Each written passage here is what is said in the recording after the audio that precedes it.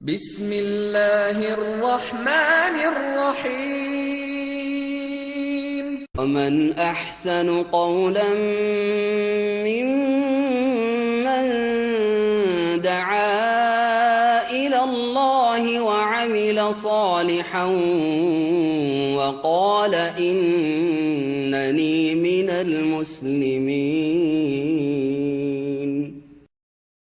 السلام عليكم ورحمة الله وبركاته. إن الحمد لله نحمده ونستعينه ونستغفره ونعوذ بالله من شرور أنفسنا ومن سيئات أعمالنا.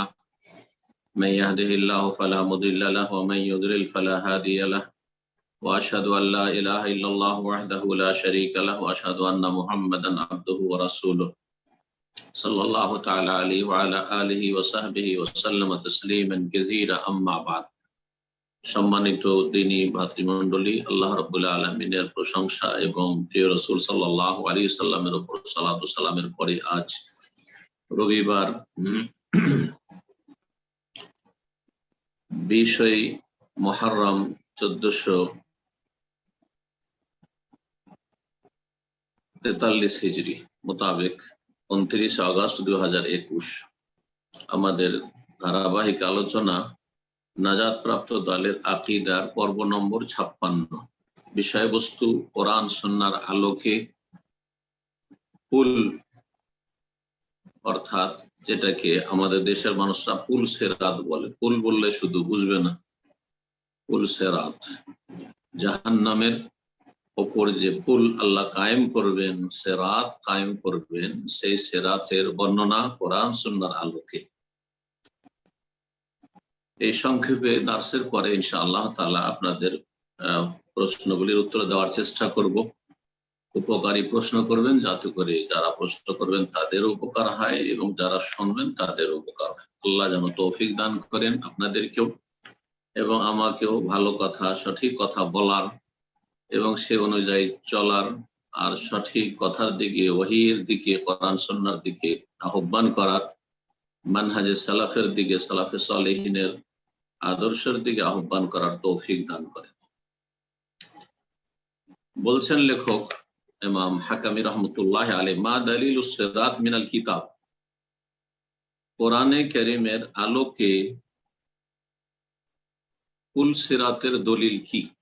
জাহান্নামের উপর যে সিরাত কায়েম করা হবে, আর সিরাত মানে পুল। পুল শব্দটি হচ্ছে ফার্সি শব্দ, যা উর্দুতে এসেছে আর উর্দু থেকে বাংলায় গিয়েছে। ব্রিজ, ব্যারেজ যাই বলেন। তো কোরআনের আলোকে বা কোরআন থেকে পুলের দলিল কি? জাহান্নামের উপর যে পুল আল্লাহ সিরাত কায়েম করবেন, তার দলিল কোরআনে কারীম কি আছে? লেখক বলছেন আছে। দুটো আয়াত নিয়ে এসেছেন, একটি সূরা মারইয়ামের আর একটি সূরা হাদীদের। সূরা মারইয়ামের আয়াতটি বেশি স্পষ্ট। আল্লাহ রাব্বুল আলামিন ইরশাদ করছেন, ওয়া ইন মিনকুম ইল্লা ওয়ারিদুহা, তোমাদের মধ্যে এমন কোন ব্যক্তি নেই বা এমন কোন মানুষ নেই যে জাহান্নামের উপর দিয়ে অতিক্রম করবে না। এটা ভাব অর্থ করলাম। শাব্দিক অর্থ ওয়ারাদা ইয়ারিদু মানে অবতরণ করা। তাহলে ওয়ারিদ হচ্ছে ইসিম ফাইল, অবতরণকারী। এমন কোন ব্যক্তি নেই তোমাদের মধ্য থেকে বা মানব জাতির মধ্য থেকে, সবাইকে আল্লাহ সম্বোধন করেছেন, মুসলিম অমুসলিম, সৎ অসৎ, আম্বিয়া রাসূলগণ, সিদ্দিকিন, শুহাদা, সালেহিন, কাফের, মুশরিক, নাস্তিক, মুসলিম সমাজের পাপিষ্ট, সকল মানুষকে আল্লাহ সম্বোধন করেছেন। ওয়া ইন মিনকুম, হে মানব জাতি, তোমাদের মধ্যে এমন কোন মানুষ নেই ইল্লা ওয়ারিদুহা, যে এই জাহান্নামে অবতরণ করবে না, অর্থাৎ জাহান্নামের উপর দিয়ে অতিক্রম করবে না। কোরআনে কারীমে অন্য আয়াতে ওয়ারাদা শব্দ ঘাটে নামার ক্ষেত্রে রয়েছে। পানির ঘাট, সেটা নদীর পানির ঘাট হোক, পুকুরের ঘাট হোক, আমরা পুকুর, নদী এগুলির ঘাট বলে থাকি, যেখানে লোকেরা নামে গোসল করার জন্য বা পানি নেওয়ার জন্য। আর ওরা তাদের গবাদি পশুকে, উট ছাগলকে পানি পান করাতে গিয়ে অবতরণ করত ঘাটে যেখানে পানি রয়েছে, অথবা কূপের কাছে নিয়ে যেত। জি, কূপের কাছে নিয়ে যেত। তো বলছেন ওয়াইম মিনকুম ইল্লা ওয়ারিদুহা, তোমাদের মধ্যে এমন কোন ব্যক্তি নেই হে মানুষ যে জাহান্নামের উপর দিয়ে অতিক্রম করবে না। এই যে জাহান্নামের উপর দিয়ে অতিক্রম করবে, এটি হচ্ছে জাহান্নামের ওপর সিরাত বা পুল। কানা আলা রাব্বিকা হাতমান মাকদিয়া, তোমার প্রতিপালকের প্রতি এটি চূড়ান্ত আবশ্যক ফয়সালা রয়েছে।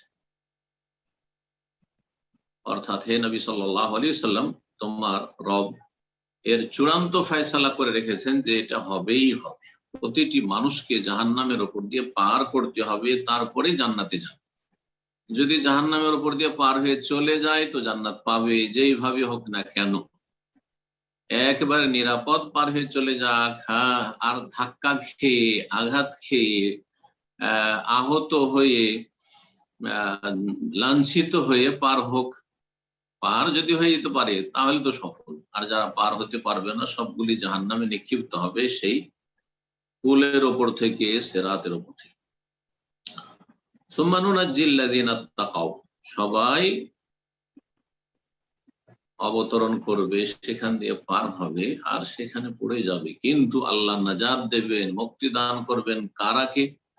বলছেন অতঃপর আমি, আল্লাহ রাব্বুল আলামিন বলছেন যে অতঃপর আমি নুনাজ্জি, মুক্তি দান করব, পরিত্রাণ দান করব, আল্লাযীনা তাকাও, ওই সব মানুষকে যারা আল্লাহ ভীরু ছিল, যারা আল্লাহর ভয়ে পাপাচার থেকে বেঁচে থেকেছিল।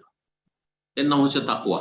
যাদের মধ্যে তাকওয়া ছিল, তাকওয়া থাকা মানে আল্লাহ রাব্বুল আলামিনের পাকড়াওয়ের ভয়, আযাব শাস্তির ভয়ে, আল্লাহর সামনে জবাব দিতে হবে, হিসাব দিতে হবে, দাঁড়াতে হবে,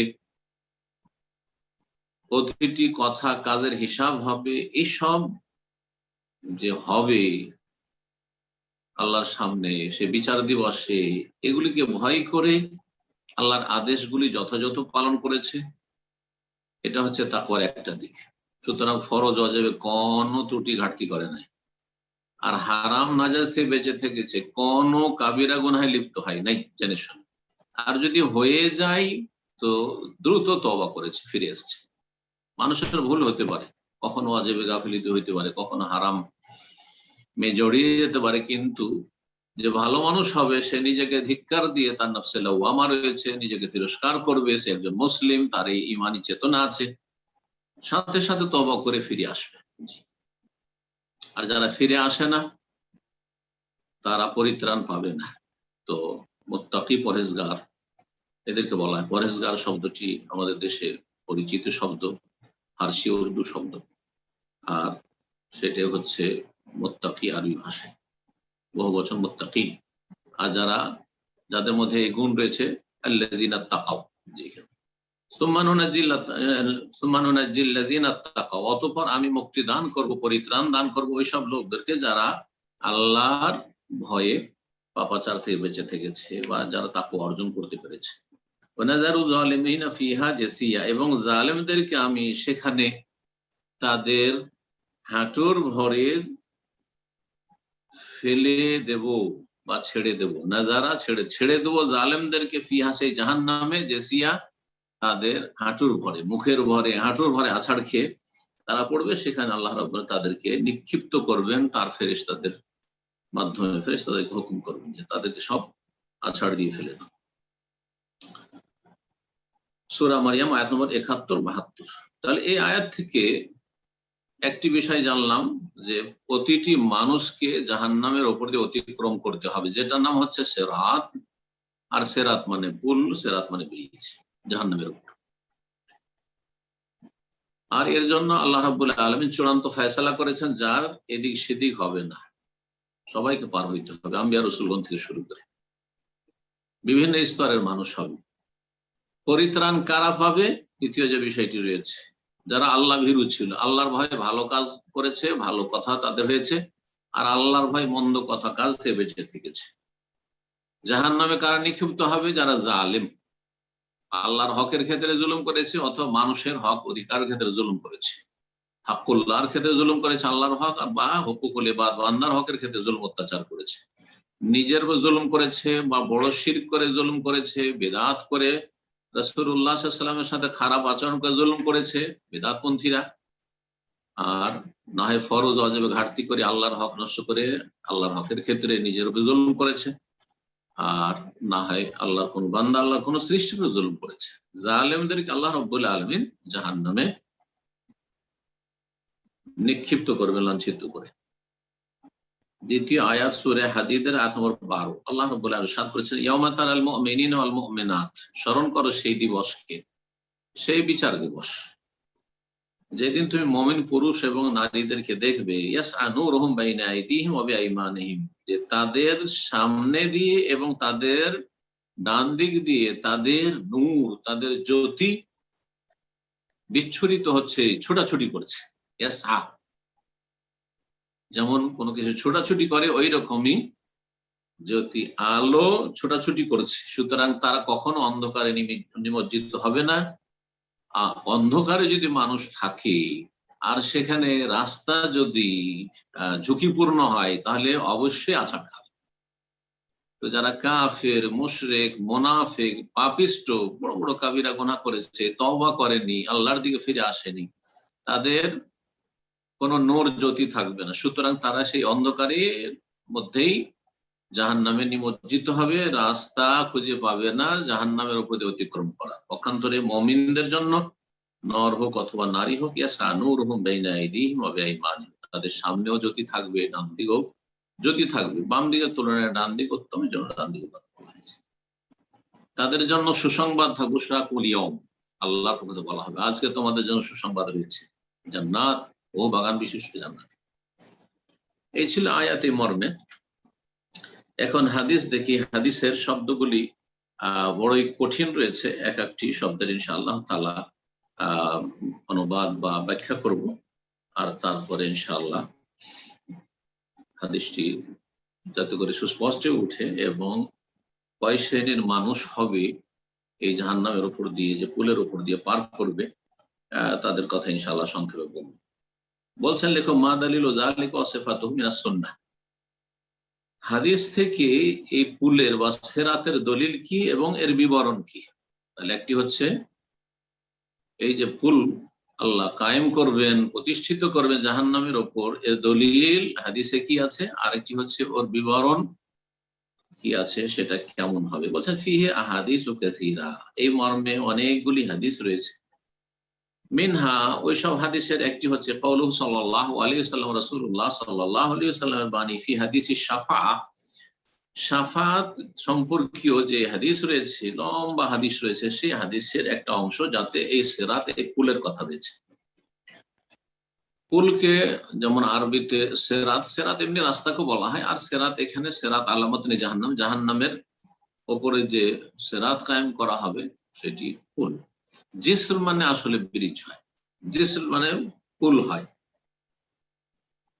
সৌদি আরব থেকে আমাদের পাশেই যেহেতু বাহরাইন একটি যেহেতু দ্বীপ, বাহরাইন যেতে হলে একটা ব্রিজ পার হইতে হয়। জি, ব্রিজ পার হইতে হয়, বিশাল ব্রিজ, সাগরের বিশাল একটা অংশের উপর। এবং দেখার মতো, সেটাকে বলা হয় জিসরুল বাহরাইন। জিসরুল মালিক ফাহাদ, বাদশাহ ফাহাদ রাহিমাহুল্লাহ তাআলার যুগে সেটা তৈরি করা হয়েছিল, তার নামে জিসরুল মালিক ফাহাদ। আর সাধারণ মানুষ বলে জিসরুল বাহরাইন, বাহরাইন যাওয়ার হচ্ছে ব্রিজ। তো এখানেও হাদিসে জিসর শব্দটি এসেছে।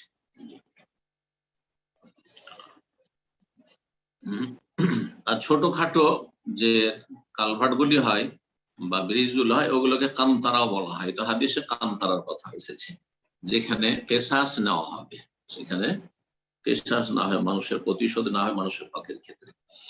এখানে ওই বিষয়টি আলোচনায় আসেনি। তো বলছেন যে এর মধ্যে শাফাতের যে হাদিস রয়েছে তাতে রয়েছে ইউতা বিল জিসরি, পুল সিরাতকে নিয়ে আসা হয়, ব্রিজকে নিয়ে আসা হয়। তাহলে আল্লাহ রাব্বুল ব্রিজকে নিয়ে আসবেন, যে তৈরি করা। আজকাল মানুষ রেডিমেড ঘর বাড়ি তৈরি করে তারপরে সেট করছে, রেডিমেড ঘর বাড়ি, রেডিমেড ব্রিজ, রেডিমেড পুল, রেডিমেড সবকিছু, বড় বড় কিছু। ইউতা বিল জিসর, সেদিন পুল বা ব্রিজকে নিয়ে আসা হবে, ফায়ুজ আলু বাইনা জাহরাই জাহান্নাম, জাহান্নামের পৃষ্ঠ দেশে সেটাকে স্থাপিত করা হবে, আর স্থাপন হবে জাহান্নামের ওপর। অন্যের ওয়ায়াত রয়েছে আলামাত নেই জাহান্নাম, জাহান্নামের পৃষ্ঠ দেশে। হাদিস সহিহ বুখারীতে রয়েছে, সহিহ মুসলিমে রয়েছে আবু হুরায়রা রাদিয়াল্লাহু তাআলা আনহু থেকে। সহিহ বুখারী কিতাবুর রিকাক এবং বাবুস সিরাত, জি জিসরে জাহান্নাম, বাবুস সিরাত পুলের অধ্যায়, জাহান্নামের উপর যে ব্রিজ তৈরি হবে তার অধ্যায়। সহিহ মুসলিমে কিতাবুল ঈমানে রয়েছে। আবু হুরায়রা থেকে যেমন বর্ণিত হয়েছে তেমনি আবু সাঈদ খুদরী রাদিয়াল্লাহু তাআলা আনহু থেকেও বর্ণিত হয়েছে। সহিহ বুখারীতে কিতাবুত তাওহীদে, সহিহ মুসলিমে কিতাবুল ঈমানে, মুসনাদ আহমদে রয়েছে। এছাড়াও এই দুইজন সাহাবী ছাড়া, আবু সাঈদ, আবু হুরায়রা ছাড়া জাবির বিন আব্দুল্লাহ বর্ণনা করেছেন হাদিস, আবু যার বর্ণনা করেছেন, মা আয়েশা রাদিয়াল্লাহু তাআলা আনহুম আজমাইন, সকল পাঁচ জন সাহাবায়ে কেরাম এই হাদিস বর্ণনা করেছেন।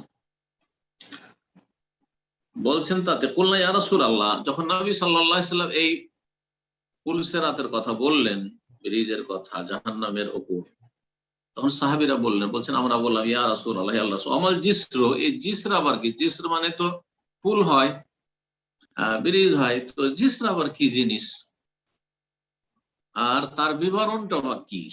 তখন নবী সাল্লাল্লাহু আলাইহি ওয়াসাল্লাম যে বিবরণগুলো দিয়েছিলেন, বললেন মাদহাজাতুন মাযাল্লাতুন আলাইহি খাতাতিফু ওয়া কালালিবু ওয়া হাসাকাতুন মুফলাতাহাতুন লাহা শাওকাতুন ওয়া কাইসা ওয়া কাইফা তাকুনু বিনাজদ ইউকালু লাহা সাদান ইয়ামুরুল মুমিনু আলাইহা কাল বারকি ওয়া কাররিহি ওয়া কাজাওয়াদিল খাইলি ওয়ার রিকাবি ফানাজিন মুসাল্লামুন ওয়া নাজিন মাখদুশুন ওয়া মাকদুসুন ফি নারি জাহান্নাম হাত্তা ইয়ামুররা আখিরুহুম ইউসহাবু সাহবান। আল হাদিস। এতটুকু হাদিস হচ্ছে পুল সম্পর্কে ওই লম্বা হাদিসের অংশ, বা জাহান্নামের উপর যে পুল সিরাত কায়েম করা হবে সেই সম্পর্কে। এখন এই শব্দগুলির অর্থ করি। প্রথম শব্দে এসছে মাদহাজাতুন মাযাল্লাতুন, মাদহাজা। এই মাদহাজা বলা হয় যে দাহাজ মানে হচ্ছে ধাক্কা দিয়ে দেওয়া, যে পুলে ধাক্কা দেওয়া হবে ধাক্কা খাবে। মাযাল্লাতুন, জাল্লাতুন মানে হচ্ছে পদস্খলন ঘটা, পা পিছলে যাওয়া, পিছলে আছাড় খাওয়া। তো এই পুল এমন হবে যার উপর থেকে বহু মানুষকে, অসংখ্য মানুষকে ধাক্কা দিয়ে দেওয়া হবে জাহান্নামে। অসংখ্য মানুষের পদস্খলন হয়ে পা পিছলে যাবে আর আছাড় খেয়ে জাহান্নামে পড়বে। আল্লাহু আকবার।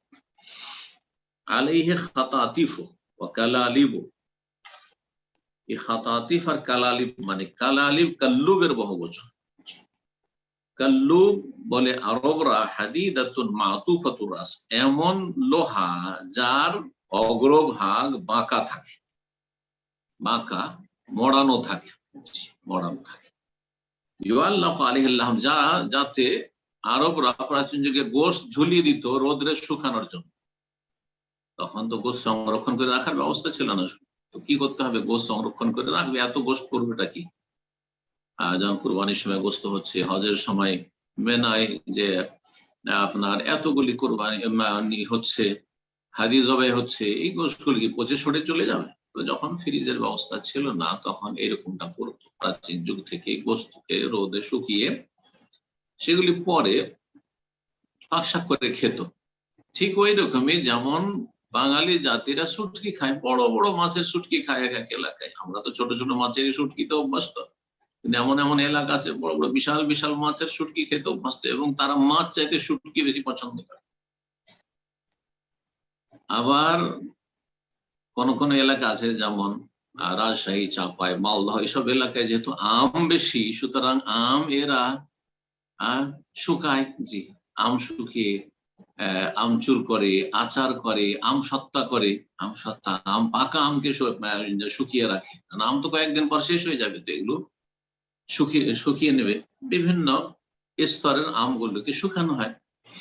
তো এই দিনগুলিতে 10ই জিলহজ অধিকাংশ কোরবানি জবাই হয় মেনার মাঠে। 11, 12, 13 পর্যন্ত জায়েজ আছে। তারপরে এই যে 10ই জিলহজে কোরবানি হলো, এগুলোকে শুকানো হইতো রোদে। আর রোদে শুকানোকে তাশরীক বলা হয়, শাররাকা ইউশাররিকু তাশরীক। এই জন্য এই 11, 12, 13 জিলহজ, এই 3টি দিনকে আইয়ামে তাশরিক বলা হয়, তাশরিকের দিন। কোরবানির দিনকে 10 তারিখে বলা হয় ইয়ামুন নাহার, কোরবানি জবাইয়ের দিন। নাহার মানে জবাই করা, ফসলের রব্বিকা ওয়ানহার। 9 তারিখ আরাফা জিলহজ, আর 8 তারিখে ইয়ামুত তারউইয়া। তো এই দিনগুলির প্রতিটি দিনের নাম রয়েছে, 8, 9, 10 আর তারপর 11, 12, 13 এগুলো হচ্ছে আইয়ামে তাশরিক। আইয়ামে তাশরিক কেন বলা হয় তাশরিক? এই দিনগুলিতে আরবরা প্রাচীন যুগ থেকে গোশত শুকাতো, যে মিনার মাঠে যত কোরবানি জবাই হতো সেগুলি গোশত শুকিয়ে রাখতো, যতটা খেলো বাকিটা শুকিয়ে রাখতো। তো শুকাইতো, এই লোহাতে ঝুলিয়েও শুকাইতো। তো এখানে তাই বলছেন যে এমন সেই লোহা, যেই লোহার অগ্রভাগ হচ্ছে বাঁকা মোড়ানো, যাতে গোশত ঝুলানো হয়তো শুকানো। আর কেউ কেউ বলেছেন যে কাল্লুব, যার জমা বহু বচন হচ্ছে কালালিব, আল্লাযী ইয়াতানাওয়ালু বিহিল হাদ্দাদুল হাদিদা মিনান নার। যারা কামার শালাতে যখন লোহা পুড়ায় আগুনে, তো আপনারা যারা দেখেছেন আগের মানুষরা কামার শালাতে বসে থাকলে লোহা পুড়ে পুড়ে লাল হয়ে যায়। এই লাল লোহাকে বের করবে কি করে? তো একটা এমন লোহা দিয়ে বের করতে, যে লোহার অগ্রভাগটা হচ্ছে মোড়ানো বাঁকা, যেটা দিয়ে সে লাল পোড়া লোহাটিকে বের করতো, তারপরে পিটিয়ে পিটিয়ে সেটাকে ধারালো বানাতো, বা যা করার তা করতো, মরিচা ছুটাইত। এ হচ্ছে কাল্লু। তাহলে এক ধরনের লোহা, জি, যাতে কি থাকবে? লোহার অগ্রভাগ মোড়ানো থাকবে, জি, আঁকড়া। তারপরে কি এসছে এতে? খাতাতিফ শব্দটি এসছে। খাতাতিফ, খাতফুন থেকে খাতাতিফ। খাতাতিফ খুত্তাফের বহু বচন। এটা হচ্ছে বাঁকা লোহা, যে লোহা আঁকা বাঁকা, সোজা না। সোজা লোহা তো সোজা, ওতে অত বিপদ থাকে, কিন্তু আঁকা বাঁকা যদি লোহা থাকে চারিদিকে, একটা লোহার চারিদিকে শুধু আঁকা বাঁকা অনেক লোহা রয়েছে, এটা যে আগের কাল্লুব বলল ওর কাছাকাছি। ইউখতাতাফ বিহিশ-শাই, যা দিয়ে অন্য কোনো কিছুকে টেনে হেঁচড়ে বের করা হয়। যদি আঁকা বাঁকা লোহা থাকে তা দিয়ে টেনে হেঁচড়ে কোনো কিছু বের করা হয়। তো এই ব্রিজের 2 ধারে এই রকমের ধারালো লোহা থাকবে, যেগুলি অগ্রভাগ মোড়ানো থাকবে, আঁকা বাঁকা থাকবে, আর একটু লেগে গেলে জখম হবে, বরং তাতে লেগে ধাক্কা খেয়ে জাহান্নামে পড়বে। বড়ই বিপজ্জনক এবং বড়ই ঝুঁকিপূর্ণ এই ব্রিজ হবে। আল্লাহ যেন হেফাজত করেন আমাদের। তারপরে বলছে নবী সাল্লাল্লাহু আলাইহি ওয়াসাল্লাম, ওয়া হাসাকাতুন মুফলাতাহাতুন।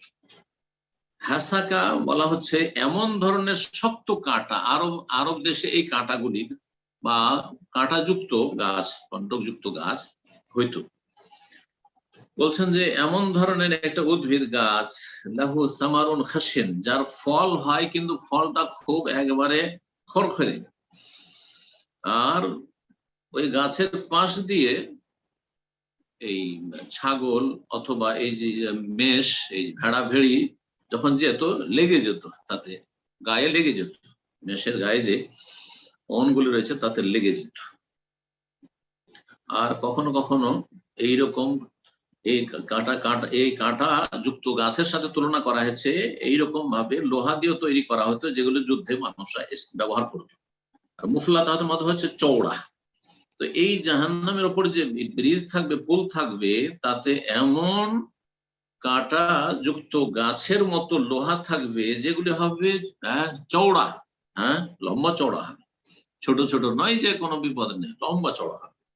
লাহা শাওকাতুন ও কাইফা, আর তার কাঁটা থাকবে, তার কাঁটা থাকবে। বলছেন যে তার কাঁটা থাকবে, যে কাঁটাগুলি হবে কাইফা মানে আঁকা বাঁকা, সোজা নয়, বাঁকা হয়ে থাকবে।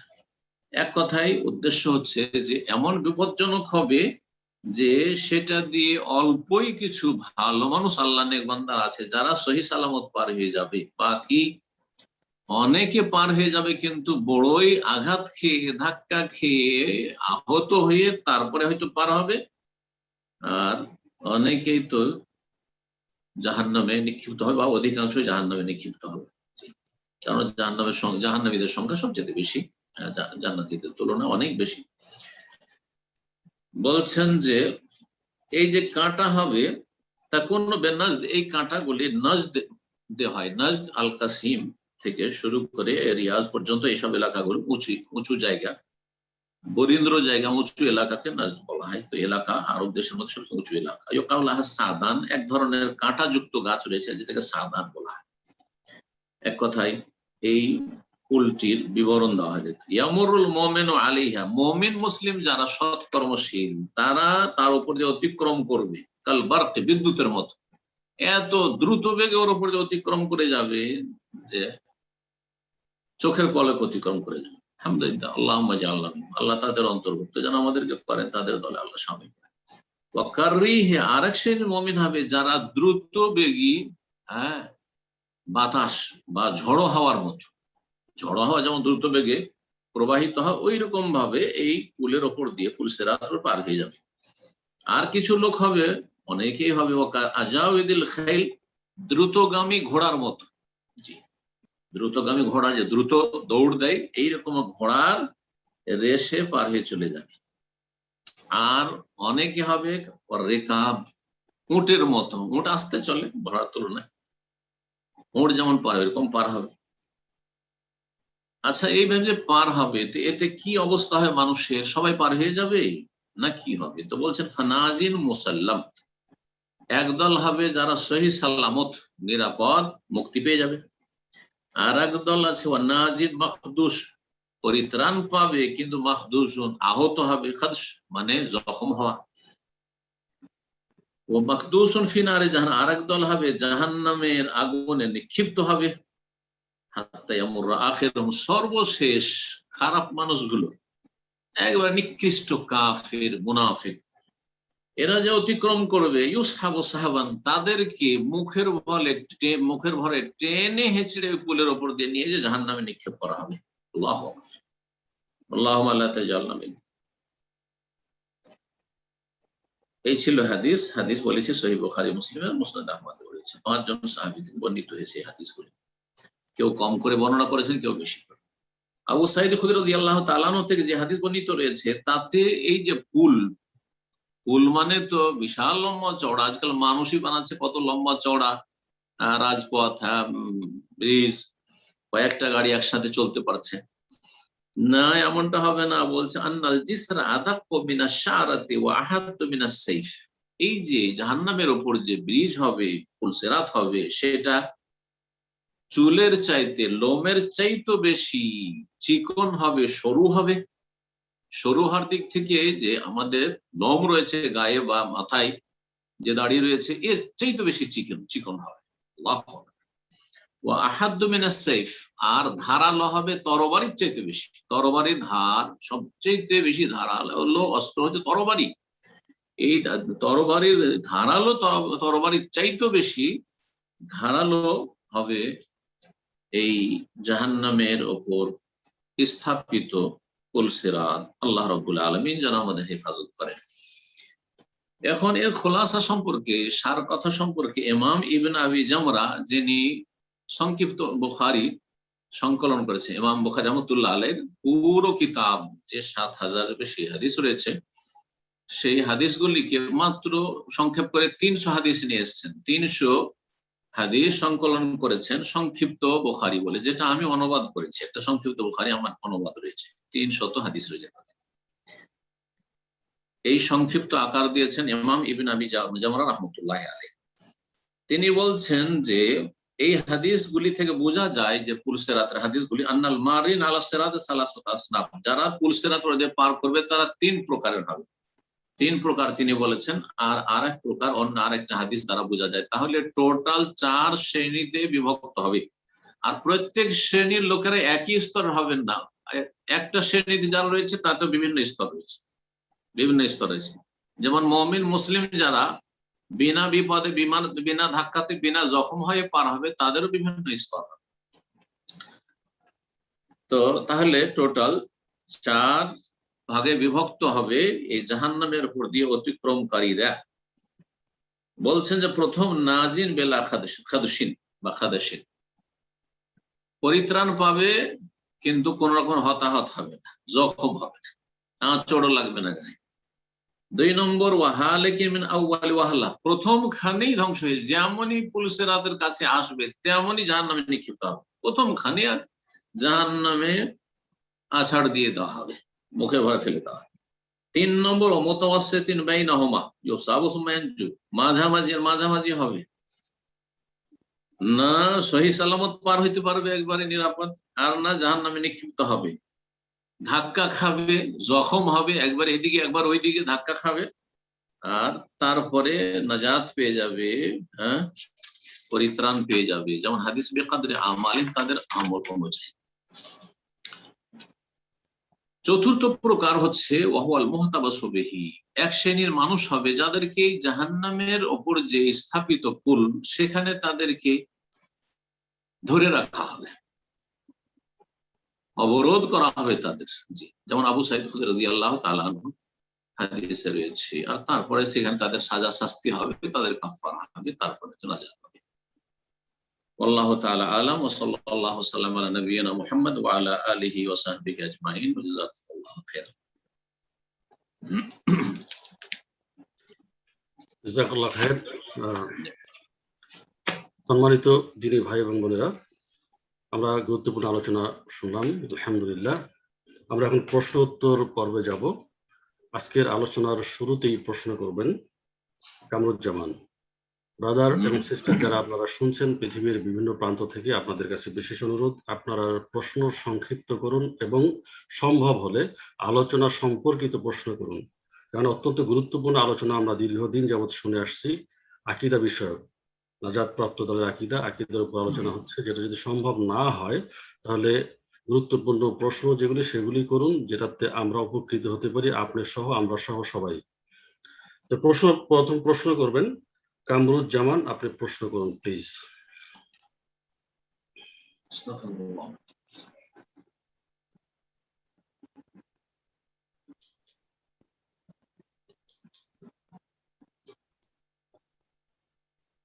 আসসালামু আলাইকুম ওয়া রাহমাতুল্লাহ। ওয়ালাইকুম আসসালাম ওয়া রাহমাতুল্লাহি ওয়া বারাকাতুহু। জি ভাই, Sheikh Kamruzzaman, buffalo, new York থেকে বলছিলাম। আহলান ওয়া সাহলান, মাশাআল্লাহ, বলেন। স্যার, শেখ আজকে প্রশ্ন একটা আমির সম্পর্কে প্রশ্ন করতে চাইছিলাম। এই প্রশ্নের ভিতরে দুইটা বিষয় জানতে চাইছিলাম, যে কোনো প্রতিষ্ঠান বা অর্গানাইজেশন, মসজিদ, যে কোনো বা দেশের জন্য কোনো আমির নিযুক্ত করা হলে তাকে কি কোনো অভিযোগ ছাড়া পদত্যাগ করতে বলা যাবে কিনা, এবং কেউ যদি আমির পদ চায় বা আশা করে, সেক্ষেত্রে কোরআন হাদিসের আলোকে জানতে চাচ্ছিলাম যে কি করবে। বিসমিল্লাহির রহমানির রহিম, আলহামদুলিল্লাহ, ওয়াসসালাতু ওয়াসসালামু আলা রাসূলিল্লাহ ওয়া আলা আলিহি ওয়া সাহবিহি আজমাইন, ওয়া বা'দ। প্রথম প্রশ্ন করেছেন আমাদের ভাই কামরুজ্জামান সাহেব আমেরিকা থেকে। তিনি বলছেন যে কাউকে যদি কোনো সংস্থার বা প্রতিষ্ঠানের দায়িত্বশীল বানানো হয়, আমির বানানো হয়, তাহলে তাকে বিনা কোনো কারণে অপসারিত করা যাবে কিনা, বা তাকে সেখান থেকে পদচ্যুত করা যাবে কিনা, সরানো যাবে কিনা। কেন সরাবেন? এতে গোলযোগ সৃষ্টি হবে। যদি তার মধ্যে যোগ্যতা থাকে, শরীয়তের দৃষ্টিতে কোনো বড় আপত্তিকর কিছু নেই, মানুষ ভুল মুক্ত নয়, কিন্তু বড় ধরনের আপত্তিকর কিছু নেই, তার আকীদাতেও কোনো সমস্যা নেই, তার ইবাদত বন্দেগীতে ফরজ ওয়াজিবে কোনো ঘাটতি নেই, এরকম না যে ফাসিক, আর সে কোনো স্পষ্ট কোনো বাহ্যিক কাবিরা গুনাহে লিপ্ত নেই, সুতরাং সে আদেল, সেই ব্যক্তি, হ্যাঁ, সৎ ব্যক্তি, মানুষের হক নষ্ট করে না। তারপরে যেখানে তাকে বসিয়েছে নেতৃত্বে, সেখানে সে খেয়ানত করে না, স্বজন প্রীতি করে না, খেয়ানত করেন না, টাকা পয়সার প্রেমে আত্মসাতের আশঙ্কা নেই, আমানতদার মানুষ, তাহলে কেন সরাবেন? এতে অশান্তি ছাড়া শান্তি কখনো হবে না। জি, আপনি অন্যকেও শান্তিতে রাখবেন, তো আপনিও শান্তিতে থাকবেন, তো এটা কখনো যেন না হয়। জি, আল্লাহ রাব্বুল আলামিন ঐক্যের নির্দেশ দিয়েছেন, ওয়াতাসিমু বিহাবলিল্লাহি জামিআন ওয়া লা তাফাররাকু, তোমরা আল্লাহর রশিকে মজবুত করে ধারণ করো, তোমরা বিচ্ছিন্নতা সৃষ্টি করিও না, এইভাবে বিচ্ছিন্নতা সৃষ্টি হবে। সুতরাং এটা ভালো কাজ নয়। আমি উপদেশ দেবো যে কোরআন সুন্নাহর ভিত্তিতে যতক্ষণ বড় ধরনের কোন অপরাধ না দেখবে, ততক্ষণ এইসব ফিতনায় লিপ্ত হবেন না। 2 নম্বরে যেটা প্রশ্ন করেছেন, কেউ যদি পদলোভী হয়, আমির হতে আগ্রহী, অনেকে আছে নেতাগিরিটা খুব পছন্দ করে, কারণ এই চেয়ার বড় ফেতনা এক শ্রেণীর লোকের জন্য। কেউ যদি লোভী হয় তাহলে তাকে কি নেতৃত্ব বা দায়িত্ব দেওয়া যাবে না? যাবে না। নবী করিম সাল্লাল্লাহু আলাইহি ওয়াসাল্লাম এর কাছে কেউ এসে যদি বলতো, ইয়া রাসূলুল্লাহ ইস্তামিলনি আলা কাযা, এই কাজের আমাকে দায়িত্বশীল আমাকে বানিয়ে দেন, আমাকে এই এই এই কাজের দায়িত্ব দেন, অমুক এলাকায় আমাকে এই দায়িত্ব দিয়ে পাঠিয়ে দেন, তো তাকে দিতেন না, কখনো দিতেন না নবী সাল্লাল্লাহু আলাইহি ওয়াসাল্লাম। এবং বলেছেন নবী সাল্লাল্লাহু আলাইহি ওয়াসাল্লাম যে যারা চেয়ে নিবে তাকে আমি দায়িত্ব দেবো না, কারণ আল্লাহর পক্ষ থেকে মদদ হয় না। আল্লাহ তখন সাহায্য করেন, যে নিজে লোভী পদলোভী তাকে আল্লাহ কখনো সাহায্য করেন না, বরং তাকে আল্লাহ তার দিকে ন্যস্ত করে দেন যে তোর কত ক্ষমতা আছে চালা। স্পষ্ট হাদিস রয়েছে, লা তাসআলিল ইমারাত, কখনো ইমারত নেতৃত্ব চেয়ে নিও না। আর গণতন্ত্রের একটা খারাপ দিক, ইসলাম বিরোধী দিক হচ্ছে যে সেখানে চেয়ে নিতে হয়, ক্যান্ডিডেট হইতে হয়, তার জন্য কত পাইতারা করতে হয়, কত যে মানুষকে খাওয়াইতে হয়, তারপরে ভোট ভিক্ষা করতে হয়, আর কত সেখানে মিথ্যার আশ্রয় নেই যে আমাকে খেদমতের সুযোগ দেন, এই দেন, খেদমত করবেন, ওর পেটের খেদমত করার জন্য এসছে অধিকাংশ, ইল্লা মাশাআল্লাহ। তো এই যে নেতৃত্ব চাওয়া হারাম, ইসলাম জায়েজ নয়। ফাইন্নাকা ইন উতিতাহা আন মাসআলাতিন আন গায়রি মাসআলাতিন ওয়া ইন তা'আলাইহা, বিনা চাওয়াতে তোমাকে যদি কেউ নেতৃত্ব দায়িত্ব দিয়ে দেয়, জবরদস্তি চাপিয়ে দিল, না আপনাকে চালাইতে হবে, আপনাকে মসজিদের মুতাল্লি হইতে হবে, দায়িত্বশীল হইতে, আপনাকে ইসলামিক সেন্টারের ডাইরেক্টর হইতে হবে, প্রেসিডেন্ট হইতে হবে, আপনাকে এই সংগঠনের আপনার সভাপতি হইতে হবে, সেক্রেটারি হইতে হবে, ইত্যাদি, যে কোনো পদ হোক না কেন, সেটা সরকারি হোক অথবা বেসরকারি হোক। ওয়াইন তাআলাইহা, তাহলে তোমাকে আল্লাহর পক্ষ থেকে সাহায্য করা হবে, সহিহ মুসলিম হাদিস। ওয়াইন উতিতাহা মাসআলাতিন, আর চাওয়ার পরে যদি দেওয়া হয় যে না আমাকে এই পদটা দেন, চেয়ারম্যান পদটা দেন, আমাকে এই এবার এমপি হওয়ার সুযোগ দেন, আমাকে এই মসজিদের মুতাল্লি বানাইতে হবে, আমাকে সংগঠনের সভাপতি বানাইতে হবে, তার জন্য কিছু ভোটাভুটি করতে হবে, তো আগে থেকেই তাদেরকে কিছু খাওয়িয়ে দাওয়িয়ে অথবা যে কোনো ভাবে ওখানে কেন খুশি করে নিজের পক্ষে লোকজনকে রেখেছে, ইত্যাদি ইত্যাদি, কত যে কি করে এরা। তো নবী সাল্লাল্লাহু আলাইহি ওয়াসাল্লাম বলছেন যে ওকিলতা ইলাইহা, তাহলে তোমার সুপুর্দ করে দেওয়া হবে, তোমার হাওয়ালা করে দেওয়া হবে, তোমার ওপর এসব কাজ ন্যস্ত করে দেওয়া হবে, তুমি করে নাও, আল্লাহ কখনো সাহায্য করবেন না। আল্লাহ যেন বুঝার তৌফিক দান করেন এবং নিয়তটাকে সৎ করার তৌফিক দান করেন, এবং দুনিয়ার লোভ লালসার থেকে আল্লাহ যেন আমাদের সকলকে বাঁচিয়ে রাখেন। জি, জাযাকাল্লাহ খায়ের। প্রশ্ন করবেন রানু মিয়া, প্রশ্ন করুন প্লিজ। আসসালামু আলাইকুম সম্মানিত শেখ। আসসালামু আলাইকুম ওয়া রাহমাতুল্লাহি ওয়া বারাকাতুহু। জি বলেন। জি, আমার প্রশ্ন হচ্ছে আকীদার উপরে, আমরা যারা সহিহ আকীদার আমরা বিশ্বাস করি আল্লাহ তাআলার চেহারা আছে, এই চেহারার উপরে আকীদাটা কেমন হবে? অনেকে এটাকে বোঝায় সত্তা, আবার অনেকে অনেক রকম বলে। সহিহ কোনটা? আমরা এই পর্যন্ত সীমাবদ্ধ, চেহারা আছে এটাই সীমাবদ্ধ, নাকি এই আকীদাটা কিভাবে আমরা পোষণ করব? এইটুকু যদি বলতে।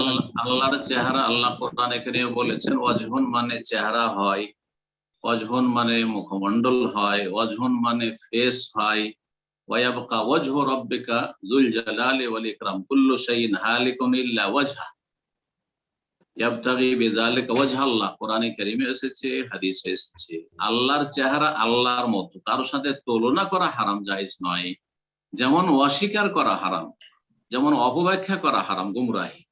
তিনটি গুমরাহির কথা বললাম। অপব্যাখ্যা করে আল্লাহর চেহারা মানে আল্লাহর সত্তা, এটিও গুমরাহি। তেমনি আল্লাহর চেহারা নাই, এটিও গুমরাহি, বরং কুফর। আর তেমনি কেউ যদি তুলনা করে যে আল্লাহর চেহারা মানুষের মতো, অমুকের মতো, এটাও কুফর। কথা বোঝা গেছে? কিন্তু আল্লাহর চেহারা আল্লাহর মতো, আল্লাহর চেহারা আছে। যারা আশআরি মাতুরিদি, আর আজকাল মুসলিম বিশ্বে অধিকাংশ মুসলিমদের এক শ্রেণীর আলেম সমাজ, অধিকাংশ তাদের সংখ্যায় হচ্ছে, তাদের মেজরিটি তারা সংখ্যায়, তারা আশআরি মাতুরিদি আকীদায় বিশ্বাসী, যার ফলে তারা আল্লাহর এই সিফাতগুলি তারা অপব্যাখ্যা করেছে।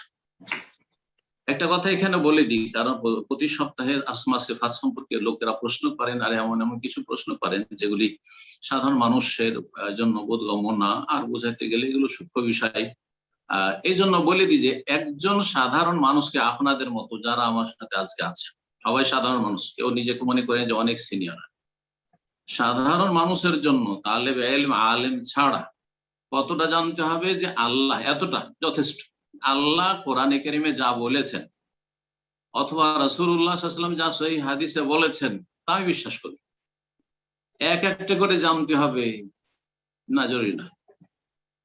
তাকে যদি জিজ্ঞাসা করা হয় যে কোরআন হাদিসে আল্লাহর চেহারার কথা আছে, বুঝছেন, অবশ্যই যদি কোরআন হাদিসে থাকে আমি বিশ্বাস করি।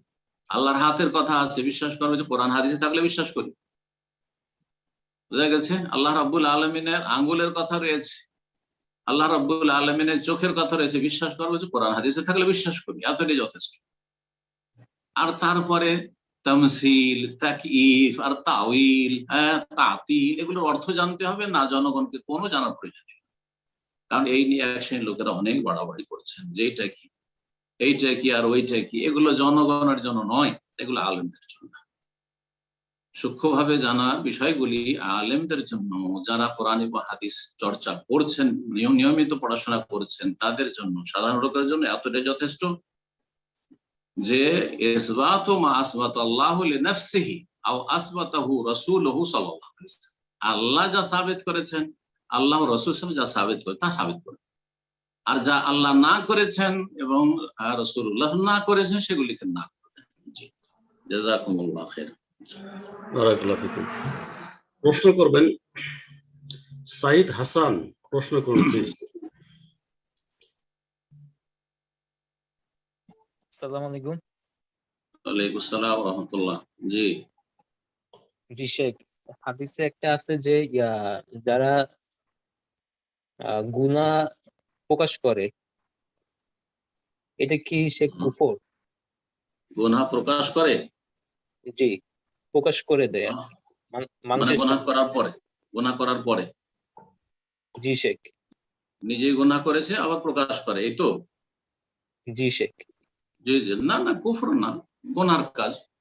এবং ক্ষমা পাওয়াতে বাধাগ্রস্ত হয়, যদি লুকিয়ে রাখতো, অনুতপ্ত হইতো। যে ব্যক্তি অনুতপ্ত, লজ্জিত, সে নিজের দোষ ত্রুটি প্রকাশ করবে না। তাহলে এই ব্যক্তি যে যে প্রকাশ করেছে যে আমি এই করেছি, এই করেছি, আমি মদ খেয়েছি তো আমি এই করেছি, সেই করেছি, সেই ব্যক্তি বদ প্রকৃতির, সে বেহায়া, নির্লজ্জ, সে নির্লজ্জ, যার ফলে কোন লজ্জা শরম নাই পাপ করার পরে। বুঝা গেছে? এদেরকে আল্লাহ মাফ করবেন না। যেমন আজকাল সোশ্যাল মিডিয়াতে কিছু বদ চরিত্রের লোকের আসছে, হ্যাঁ আমার ওর সাথে এই হয়েছে, ফিজিক্যাল রিলেশন ছিল তো আমার ওর সাথে এই হয়েছে, ওর সাথে আমার বিয়ে হয়নি তো এরকম হয়েছে, আউযুবিল্লাহি মিনাশ শাইতানির রাজিম। এদেরকে আল্লাহ কখনো মাফ করবেন না, কখনো মাফ করবেন না। কিন্তু আল্লাহ না করে কারো যদি এরকম অপরাধ হয়ে যায়, বড় অনুতপ্ত, লজ্জিত, আর যথাসাধ্য লুকিয়ে রেখেছি, কারো সামনে কোনোদিন প্রকাশ করে না, এবং আল্লাহর কাছে তওবা করেছে, অবশ্যই আল্লাহ মাফ করবেন। ইন্নাল্লাহা ইয়াগফিরুয যুনুবা জামিআ। তারপরে কুফর না, যতক্ষণ পর্যন্ত অন্য কুফরি না আছে, কুফর না, এগুলো গুনাহ, গুনাহের কাজ। জি জাযাকাল্লাহু খাইর। প্রশ্ন করবেন এমডি সাকিব হাসান, প্রশ্ন করুন প্লিজ।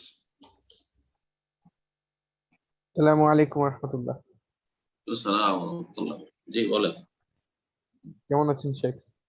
জি আলহামদুলিল্লাহ। শেখ, আমার প্রশ্ন হচ্ছে, একজন মানুষের জীবনে সবচেয়ে বেশি ফিতনা থাকে মূলত তার যৌবনকালে। তার মধ্যে অন্যতম ফিতনা হচ্ছে নারী ফিতনা।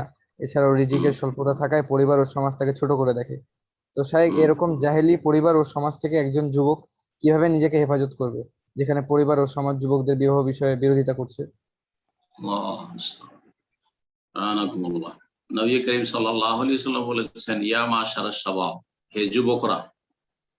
এই যুবক যাদের সম্পর্কে জিজ্ঞেস করলেন তাদেরকে সম্বোধন করে বলেছেন। তো এটি জবাব বা সমাধান রাসূলুল্লাহ সাল্লাল্লাহু আলাইহি ওয়াসাল্লামের দেওয়া স্বয়ং, আমি শুধু পড়ে শোনাচ্ছি। ইয়া মাশারাশ শাবাব, হে যুবকদের দল, মান ইসতাতা মিনকুমুল বাআতা ফালিয়াতাযাওয়াজ, তোমাদের মধ্যে কারো যদি বিয়ে করার ক্ষমতা থাকে, বাআত মানে এখানে আর্থিক এতটা সচ্ছলতা যে মোহর যতটা চাইবে দিতে পারবে। যে কেউ বেশি চাইছে, আমি ওর মেয়েকে বিয়ে করব না, যে কম চাইবে, যেখানে কম মোহর লাগবে সেখানে বিয়ে করব, যতটা সর্বনিম্ন মোহর দিয়ে বিয়ে করতে পারবে এতটা মোহর দিতে পারবে। আর বিয়ে করে নিয়ে সে তো আর গাছতলায় থাকা যাবে না, তো একটা ছোটখাটো একটা বাসা হলো, একটা ছোটখাটো বাসা লাগবে, সেটা কাঁচা বাড়ি হোক পাকা বাড়ি কোনো শর্ত নাই, হ্যাঁ বাণিজ্য ঢেকে রাখতে পারবে। হ্যাঁ এইগুলো হচ্ছে সর্বনিম্ন বলছি, সর্বর্ধে বলার কোনো প্রয়োজন নেই, যে আজকাল মানুষের চাওয়া পাওয়ার তো শেষ নেই আবার। আর টাকা পয়সা আগে থেকে জমা থাকতে হবে, যে আমি যাতে বিয়ে করে বছরকে বছর খাওয়াইতে পারি, বা কমপক্ষে 6 মাসের খরচ থাকে, না নাই একদিনের খরচ নাই, কিন্তু আজকে বিয়ে করবে আর বিয়ে করে সে দিন মজুর করে খাওয়াইতে পারবে, ডেইলি দিন মজুর করে নিজেও খেতে পারবে আর নিজের স্ত্রীও খাওয়াইতে পারবে। এতটুকু হিম্মত আছে, সাহস আছে যে আমি দৈনিক কাজ করে আমি নিজের সংসার চালাতে পারবো। ফালিয়াতাজাওয়াজ, এটি হচ্ছে বাত। এবং তার সাথে তার যৌন ক্ষমতা আছে, যৌন ক্ষমতা না থাকলে তো বিয়ে করার প্রয়োজন, আর রোজা রাখারও সিয়ামেরও কোনো প্রয়োজন নেই। এই জন্য এখানে বাত মানে যৌন ক্ষমতার সাথে সাথে তার আর্থিক সর্বনিম্ন কি আছে, যোগ্যতা আছে, সর্বনিম্ন যোগ্যতার কথা বললাম। সে বিয়ে করুক, ফালিয়াতাজাওয়াজ, বিয়ে করবে, তাড়াতাড়ি করবে বিয়ে। আর বিয়ের ক্ষেত্রে 21 হইতে হবে না, না না না, শরীয়তে সাবালক হওয়ার পরে বিয়ে করতে পারে, বিয়ে করতে পারে। এখন যদি বাধা আসে বা নিজে খাওয়াইতে সাহস নেই, ও আশা করছে আমি বিয়ে করবো কিন্তু আমার বাপকে খাওয়াইতে হবে, না না আপনি বিয়ে করবেন, আপনার বাপ কেন খাওয়াইবে? সেটা তার ইহসান যদি করে, জাযাকাল্লাহ খায়ের, ভালো কথা, উচিত করা অবশ্যই, সচ্ছল বাবাদের অবশ্যই উচিত। কিন্তু এই আশা করবেন যে আমার বাবা তার বৌমাকে খাওয়াইতে রাজি হয় না, রাখতে রাজি হয় না, তো আমাকে খাওয়াইতে খেতে দিবে না, বলছে তুই তাহলে আলাদা হয়ে যা, তাহলে আমি কেমন করে বিয়ে করবো? তাহলে কেন বিয়ে সাহস করছেন আপনি? আপনাকে নিজে সাহস করতে হবে যে আমি আমার নিজের পেটের ভাত করতে পারবো, আমার স্ত্রীর ভাত করতে পারবো, আমার স্ত্রীর জন্য একটা রুম ভাড়া নিতে পারবো অথবা একটা রুম বানিয়ে নিতে পারবো, বিয়ে করুন আপনি, ফালিয়াতাজাওয়াজ, বিয়ে করেন। ওয়ামাল্লাম না ফাইন্নাহু আগাদ্দু লিল বাসার ওয়া আহসানু লিল ফারজ, এতে কি হবে, দৃষ্টি অবনমিত হবে, দৃষ্টি এদিক ওদিক চেয়ে বেড়াবে না, হ্যাঁ মেয়েদের দিকে তাকাতে ইচ্ছা করবে না। বিয়ে করে নিয়ে নিজের ঘরেই আছে, আলহামদুলিল্লাহ, দুনিয়াতে ডানে বামে যা আছে তা আমার ঘরেই তো আছে। ওয়া আহসানু লিল ফারজ, এবং তোমার লজ্জায় স্থান অধিক সুরক্ষিত হবে, কখনো পাপ হবে না, জানার পাপ হবে না, যদি তার প্রকৃতি খারাপ না হয়, বদ প্রকৃতি বদমাইশ না হয়, তাহলে কখনো স্ত্রী থাকলে জেনা হইতে পারে না। কিন্তু ভালো মানুষেরও পদস্খলন ঘটতে পারে স্ত্রী না থাকলে, স্ত্রীর কাছে না থাকলে ফিতনায় শয়তান লিপ্ত করে দিতে পারে।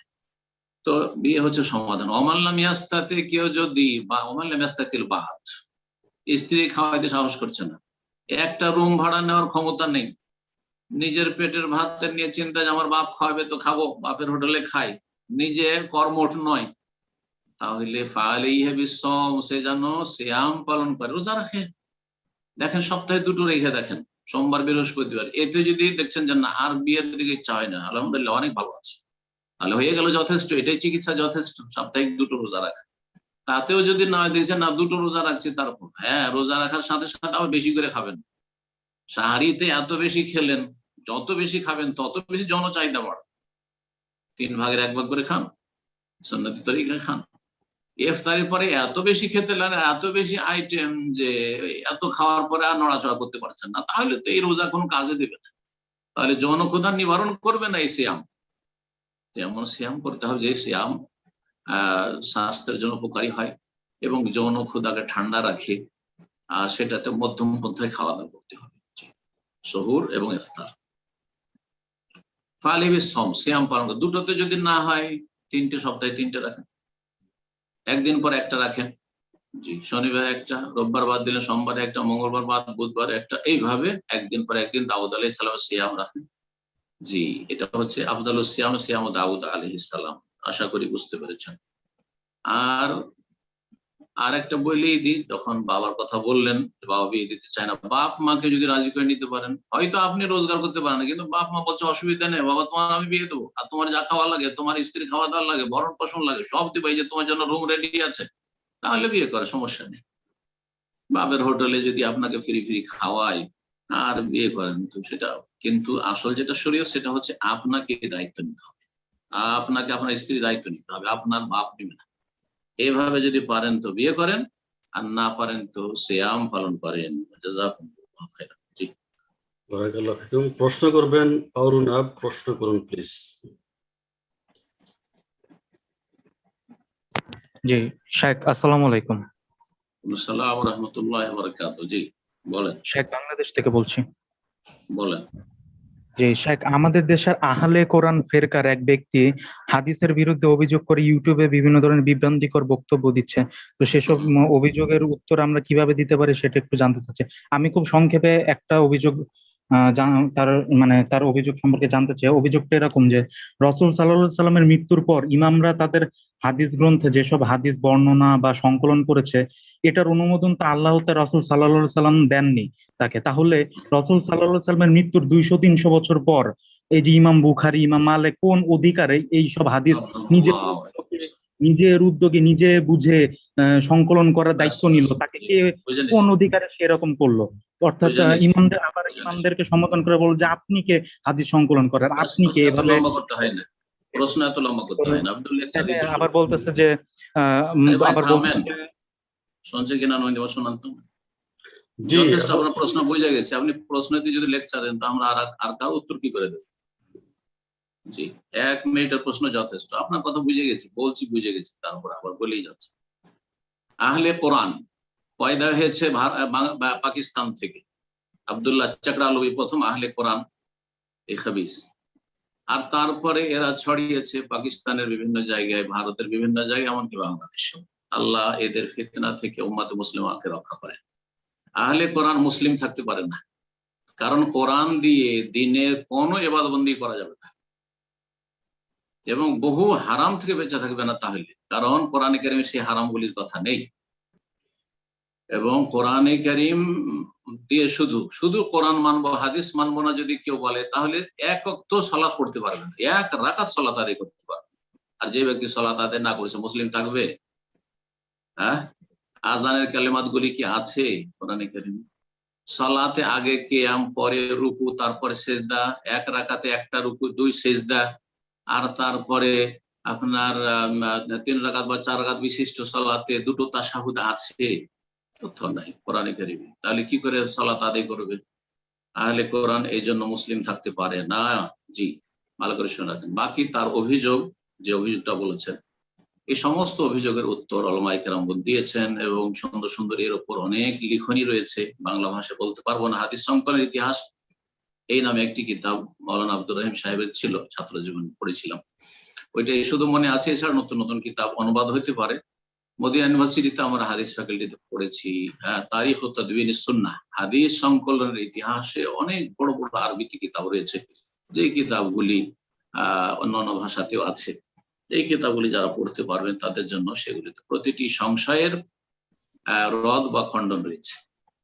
এখন নবী সাল্লাল্লাহু আলাইহি সাল্লাম অনুমোদন দেন, এটি ডাহা মিথ্যা কথা। নবী করিম সাল্লাল্লাহু আলাইহি সাল্লামের কাছে সাহাবায়ে কেরামরা মাঝে মধ্যে লিখে চেয়েছেন, লিখে দিতে বলেছেন। সহিহ মুসলিমের হাদিস, উক্তুবু লি আবি শাহ, আবু শাহকে লিখে দাও আমার এই যে হাদিসগুলো যেটা বললাম। তারপরে আবু হুরায়রা রাদিয়াল্লাহু তাআলা বলছেন যে আমার চাইতে বেশি কেউ হাদিস জানাওয়ালা ছিল না, হাদিস মুখস্থকারী ছিল না, একমাত্র আব্দুল্লাহ বিন ওমর ছাড়া। ফাইন্নাহু কানা ইয়াকতুব ওয়া আনা লা আকতুব। আব্দুল্লাহ বিন ওমর লিখতেন, আমি লিখতাম না। তাহলে বোঝা যাচ্ছে যে সাহাবীরা কেউ হাদিস লিখতেন, কেউ মুখস্থ করতেন, কেউ স্মৃতি শক্তির উপর নির্ভরশীল ছিলেন, কেউ তার সাথে লিখে নিতেন, মুখস্থের সাথে লিখে নিতেন। কিন্তু সেটা বিক্ষিপ্ত ভাবে ছিল, সংঘবদ্ধ ভাবে ছিল না। এটা ইমাম মালিক আর ইমাম বুখারীর যুগে শুরু হয়নি, বরং খলিফায়ে রাশিদ ওমর বিন আব্দুল আজিজ রাহমাতুল্লাহ আলাইহির যুগেই সংঘবদ্ধভাবে কিতাবের আকারে হাদিস সংকলন শুরু হয়ে গেছিল, যখন অনেক সাহাবায়ে কেরাম বেঁচে ছিলেন। জি, নবী করিম সাল্লাল্লাহু আলাইহি ওয়াসাল্লাম ব্যাপক হারে হাদিস লিখতে নিষেধ করেছিলেন। লা তাকতুবু আন্নী গায়রাল কোরআন, এটা একটা সংশয় যে নবী সাল্লাল্লাহু আলাইহি ওয়াসাল্লাম নিষেধ করেছেন যে কোরআন ছাড়া তোমরা লিখিও না অন্য কিছু। এই জন্য নিষেধ করেছিলেন যে কোরআন প্রথম নাজেল হচ্ছে সেই সময় যদি হাদিস কোরআনের মতো করে লেখা শুরু হয়, যেমন কোরআনের আয়াতগুলি যত্ন সহকারে সমগুলো লেখা হচ্ছে, সব হাদিসে যদি লেখা শুরু হয় নবী সাল্লাল্লাহু আলাইহি ওয়াসাল্লামের, তাহলে অনেকে আছে। আর তখনকার যুগে শিক্ষিত লোক কয়জন? শতকরা 1জন করে লোক হবে না শিক্ষিত। লেখাপড়া শিক্ষিত দূরের কথা, লেখাপড়া জানতো, আক্ষরিক জ্ঞান রাখতো, এরকম ছিল না। তাহলে কোনটা কোরআনের আয়াত কোনটা হাদিস এটা বোঝা মুশকিল হয়ে যেত। এই জন্য কোরআন নাজেল হওয়ার জামানায় ব্যাপক হারে লিখতে রাসূলুল্লাহ সাল্লাল্লাহু আলাইহি ওয়াসাল্লাম নিষেধ করেছিলেন, কিন্তু ব্যক্তি বিশেষে, প্রয়োজন বিশেষে এবং ক্ষেত্র বিশেষে নবী করিম সাল্লাল্লাহু আলাইহি ওয়াসাল্লাম লিখতে বলেছেন, লিখে দিতে বলেছেন এবং সাহাবারা লিখেছেন নিয়মিত। পরবর্তীতে হাদিস সংকলন শুরু হয়েছে একবারে, যে সমস্ত হাদিস জমা করা যায়। কারণ আব্দুল আজিজ বললেন যে সাহাবায়ে কেরাম সব তো ইন্তেকাল হয়ে যাচ্ছেন, আর এভাবে যদি হাদিস না লেখা হয় তো হাদিসগুলো তো সাহাবারা চলে যাওয়ার সাথে সাথে চলে যাবে, সুতরাং তাড়াতাড়ি করে এই হাদিসগুলো লেখা হোক। তারপরে হাদিস লেখা শুরু হলে ইমাম জোহরি রহমতুল্লাহ হাদিস লিখলেন। এছাড়াও বহু আরো ইতিহাস রয়েছে যেগুলো এখানে বলার সময় নয়। সুতরাং তাদের এই সংশয়, তাদের গুমরাহি, আলহামদুলিল্লাহিল্লাযী আফানা মিম্মা ইবতালাহুম বিহি ওয়া ফাদ্দালানা আলা কাসীরিম মিম্মান খালাক তাফদীলা, এই দোয়া পড়বেন। একটা শারীরিক অসুস্থের চাইতে যে ধর্মের ক্ষেত্রে ধর্মীয় অসুস্থ, দ্বীনের ক্ষেত্রে অসুস্থ, কুফরি আকীদায় রয়েছে, বেদাতি আকীদায় রয়েছে, নাস্তিক হয়ে রয়েছে, আহলে কোরআন হয়ে রয়েছে, সুফি হয়ে রয়েছে, জঙ্গি হয়ে রয়েছে, ওদেরকে দেখলে এই দোয়াগুলি পড়বেন, যাতে করে আপনি আপনার ছেলে জঙ্গি না হয়ে যায়, চরমপন্থী না হয়, আপনি আপনার ছেলে সুফি না হয়ে যায়, আপনি আপনার ছেলে আহলে কোরআন না হয়ে যায়, কাদিয়ানি না হয়ে যায়। আলহামদুলিল্লাহিল্লাযী আফানা মিম্মা ইবতালাহুম বিহি ওয়া ফাদ্দালানা আলা কাসীরিম মিম্মান খালাক তাফদীলা। আবু দাউদের হাদিস এই দোয়া। সবচেয়ে বড় রোগী হচ্ছে ধর্মীয় রোগী। আর এ দুনিয়ার শারীরিক রোগী যদি হয়, সাময়িক রোগ হলো, তারপরে তো আল্লাহর কাছে আরাম পেয়ে গেলাম, গুনাহ খাতা সব কাফারা হয়ে গেল রোগের মাধ্যমে। কিন্তু যারা ধর্মীয় ক্ষেত্রে রোগী, তাদের ইহকালও বরবাদ, পরকালও বরবাদ, জাহান্নামে যেতে হবে। আল্লাহ যেন আমাদের হেফাজত করেন এবং এই আহলি কোরআন গুমরাহ পথভ্রষ্টদের অনিষ্ট থেকে উম্মাতে মুসলিমার আল্লাহ হেফাজত করেন। জাযাকাল্লাহ খায়ের। প্রশ্ন করবেন আবু সাঈদ, প্রশ্ন করুন প্লিজ।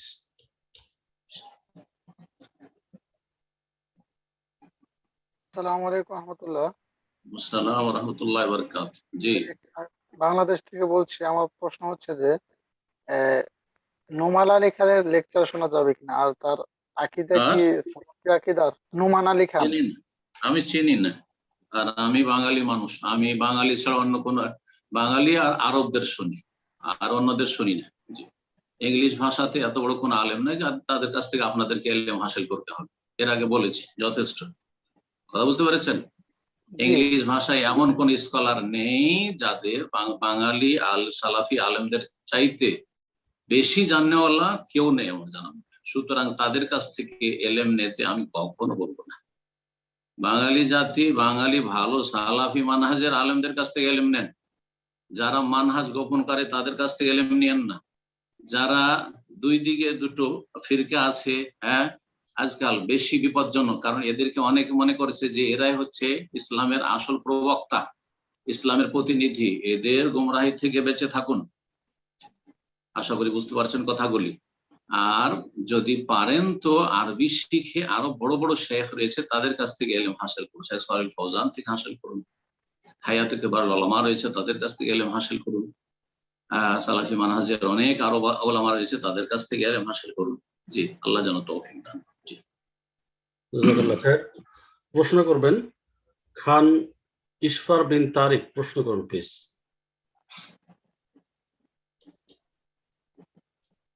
আসসালামু আলাইকুম শেখ, আমি ঢাকা থেকে বলছি। ওয়া রাহমাতুল্লাহি ওয়া বারাকাতুহু। জি বলেন। বাংলাদেশে এক সুফি আকীদাধারী বক্তা এক চ্যানেলে লাইভে এসে দাবি করেছেন তিনি নবী সাল্লাল্লাহু আলাইহি সাল্লামকে জাগ্রত অবস্থায় দেখেছেন এবং সাহাবীদের সাথে জাগ্রত অবস্থায় হ্যান্ডশেক করেছেন। এগুলো আবার অনেকে বিশ্বাস করছে। আমার প্রশ্ন হচ্ছে, এসব বিষয়ে বিশ্বাস করা কি জায়েজ? জাযাকাল্লাহু খাইরান।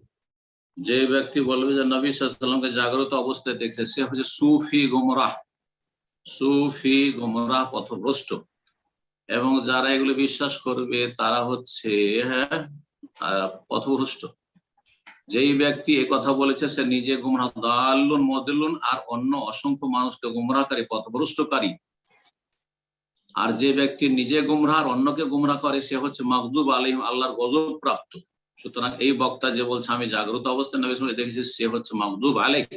জি, তার কাছে কিছু ইলম আছে, মানুষকে ধোঁকায় ফেলে রেখেছে। আর জনগণ মূর্খ, যারা ছাগল, তারা হচ্ছে যারা এগুলো বিশ্বাস করে গাঁজাখড়ি কথা, তারা হচ্ছে দলিন।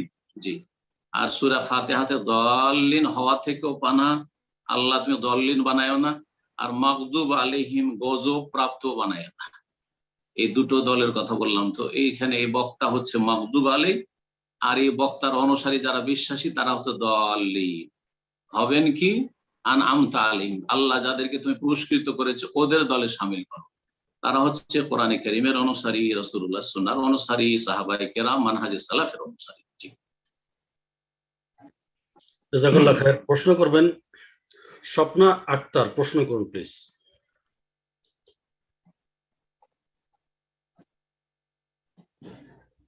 জি স্বপ্না আক্তার, আনমিউট করুন, প্রশ্ন করুন।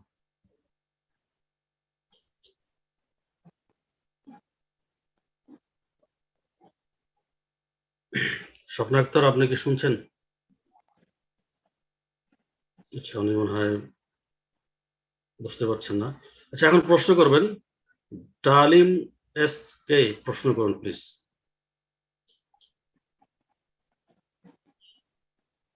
আসসালামু আলাইকুম ওয়া রাহমাতুল্লাহি ওয়া বারাকাতুহু। ওয়ালাইকুম আসসালাম ওয়া রাহমাতুল্লাহি ওয়া বারাকাতুহু। জি বলেন। ঠিক, আমার প্রশ্নটা হলো যে সকাল সন্ধ্যার যে জিকিরটা আছে, তো ফজরের নামাজের পরেও তো মানে যে আছে আয়াতুল কুরসি আছে আর সূরাতুল ইখলাস তিনবার, ফালাক তিনবার ও নাস তিনবার পাঠ করে, তারপরে কি আবার ওই সকালের যে জিকির আছে সেগুলো পড়ার আগে কি ওই করতে হবে, তিনবার করে পড়তে হবে এটা? আপনার সূরা ইখলাস, ফালাক, নাস? হ্যাঁ ওই কি বলতে চাইছেন? হ্যাঁ বলছি যে সকাল ফজরের নামাজের যে খাস করা আয়াতুল কুরসি তিনবার, আয়াতুল কুরসি, তারপর সূরা ফালাক তিনবার, সূরা নাস তিনবার। আয়াতুল কুরসি তো তিনবার নাই, আয়াতুল কুরসি তিনবার নাই, একবার আছে তো।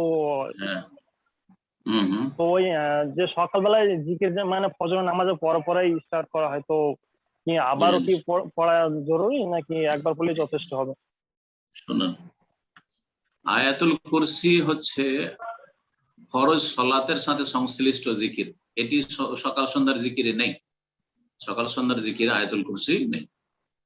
তাহলে হয়ে গেল। এখন বাকি থাকলো সূরা ইখলাস, ফালাক, নাস। সূরা ইখলাস, ফালাক, নাস মাগরিবে আর ফজরে যে তিনবার করে পড়া রয়েছে সেটা কি আযকারুস সাবাহ ওয়াল মাসার অন্তর্ভুক্ত, মানে সকাল সন্ধ্যার জিকিরের অন্তর্ভুক্ত, নাকি ফরজ সালাতের পরে আযকার বাদাস সালাওয়াতিল মাকতুব, ফরজ সালাতের সাথে সম্পৃক্ত জিকির? এই নিয়ে দুটো মত রয়েছে উলামায়ে কেরামদের। একবার পড়াই যথেষ্ট। আর এটা সুন্নতের আলোকে আমাকে কাছাকাছি মনে হচ্ছে যেটা সকাল সন্ধ্যার জিকির, সকাল সন্ধ্যার জিকির। আল্লাহু তাআলা আলাম। সমস্যা নেই, আপনি মাগরিব পরে পড়বেন, নবী সাল্লাল্লাহু আলাইহি ওয়াসাল্লাম পড়েছেন, আর ফজর পরে পড়বেন। সেটা সকাল সন্ধ্যার জিকিরে হোক তিনবার করে, আর তিনবার করে শুধু সূরা ইখলাস, ফালাক, নাসেরই কথা রয়েছে, আর অন্য এগুলো নেই। আয়াতুল কুরসি নাই, বা যেগুলো আযকার বাদাস সালাওয়াত সেগুলো নেই। এছাড়া যেগুলো আছে সেগুলো আলাদা কথা। বিসমিল্লাহিল্লাযী লা ইলাহা ইল্লাহু মাসমি শাইউন ফিল আরদি ওয়ালা ফিস সামা, সেগুলো তিনবার করে আছে। এগুলো সালাতের জিকির নয়, এগুলো হচ্ছে সকাল সন্ধ্যার জিকির। জি জাযাকাল্লাহ খায়ের। প্রশ্ন করবেন সোহানা খান, প্রশ্ন করুন প্লিজ। আসসালামু আলাইকুম শাইখ। ওয়ালাইকুম আসসালাম ওয়া রাহমাতুল্লাহি ওয়া বারাকাতুহু। জি বলেন। জি শাইখ, আমি বাংলাদেশের কুষ্টিয়া থেকে বলছি। আমার প্রশ্নটা হচ্ছে, আমার নানির চোখে পর্দা ফেটে গেছে, যার কারণে তাকে চিকিৎসা অবস্থায় চিকিৎসা দেওয়া হচ্ছে। তো তার যে চোখে পর্দা ফাটার কারণে তিনি এখন চোখে দেখতে পান না বা একটু সমস্যা হয়। তো একজনা তাকে আমল করতে বলছেন যে ইয়া নূর, এইটা 11 বার পরে বুড়ো আঙ্গুলে ফু দিয়ে তার চোখে দিতে, তাহলে নাকি চোখের জ্যোতি বাড়বে। কিন্তু এটা আমার কাছে সন্দেহজনক লাগে, এবং এই ক্ষেত্রে আমার সঠিক কোনো জ্ঞান নেই। জাযাকাল্লাহ খাইর। চোখের জ্যোতি বৃদ্ধি করার জন্য ইয়া নূর বলে, মানে আল্লাহর নাম নূর, হে নূর মানে হে আল্লাহ। প্রথম কথা, আল্লাহর নাম নূর নয়। আমাদের দেশের লোকেরা যে আব্দুল নূর নাম রাখে, আল্লাহর নাম নূর না। আল্লাহ নূরুস সামাওয়াত, নূরুস সামাওয়াত মানে মুনাওয়িরুস সামাওয়াত ওয়াল আরদ, আসমান এবং জমিনকে আলোকিতকারী। কিন্তু আল্লাহর নাম নূর সঠিক নয়। তো ইয়া নূর করা প্রথম কথা, আল্লাহর নামই নূর নয়। হে জ্যোতি আল্লাহর নাম নূর নাই, সুতরাং ইয়া নূর আল্লাহর নাম নাই, তাহলে এটা কি কথা? তারপরে সেটারই আবার চিকিৎসা হবে, জ্যোতি বাড়বে চোখে ফুঁক দিলে অথবা বৃদ্ধা আঙ্গুলে ফুঁক দিয়ে, বা শাহাদাত আঙ্গুলে ফুঁক দিয়ে যেটাই করুক বিদাতিরা, চোখে লাগায়, এগুলো বিদাত, এগুলো বিদাত। কোন জয়ীফ হাদিস নেই, সহিহ হাদিস তো দূরের কথা, কোন জয়ীফ হাদিস নেই, কোন সাহাবীর আমলে নেই। এগুলো সুফিদের মন গড়া ওজিফা। সুফিরা ধর্মকে বিকৃত করে দিয়েছে, সুফিরা ধর্মকে এমন করে দিয়েছে যে কোনটা হক কোনটা বাতিল, কোনটা খাঁটি ধর্ম যার উপর রাসূলুল্লাহ রেখে গেছেন খাঁটি ইসলাম, কোনটা জাল ইসলাম বুঝায় মুশকিল, এমন করে দিয়েছে ভারত উপমহাদেশে এই সুফিরা ইসলামটাকে। তো সুফিদের জিকির আজকার থেকে বেঁচে থাকবেন, সুফিদের এইসব আমল থেকে বেঁচে থাকবেন। যারাই বলবে যে এইটা আমল করিয়েন, তার মানে বিদাত আছে, তার মানে ওর মধ্যে বিদাত আছে, মনে রাখবেন। ঠিক সুন্নতি জিকির হলে সোজা বলবে যে অমুক হাদিসে আছে এটা করলে এই ফায়দা, সোজা কথা বলুক তো দেখি যে ইয়া নূর বলা কোন হাদিসে আছে। বললাম তো কোনো জয়ীফ হাদিসে নেই। সুতরাং এইরকম আমল করা জায়েজ নয়, বরং দোয়া করবে আল্লাহর কাছে। দোয়া করলে বালা মুসিবত দূর হয়, রোগ ভালো হয়। এক, নিজে দোয়া করবে, আপনার আত্মীয় স্বজন দোয়া করবেন। 2 নম্বর, সাদকা করলে বালা মুসিবত দূর হয়, তিনিও সাদকা করবেন, তার পক্ষ থেকে আপনার সাদকা করবেন যে আল্লাহ আমার নানিকে ভালো করে দাও। এইভাবে ইনশাআল্লাহ তারপরে পার্থিব যে এলাজ চিকিৎসা রয়েছে, ভালো সুচিকিৎসার ব্যবস্থা করবেন। আল্লাহ যেন শেফা দান করেন, এবং আল্লাহ রাব্বুল আলামিনের কাছে দোয়া করি তার আগে আল্লাহ শিরক বিদআত থেকে, বেদাতি আমল থেকে বাঁচিয়ে রাখেন। জাযাকাল্লাহ খায়ের। প্রশ্ন করবেন তাসলিমা বেগম, প্রশ্ন করুন প্লিজ।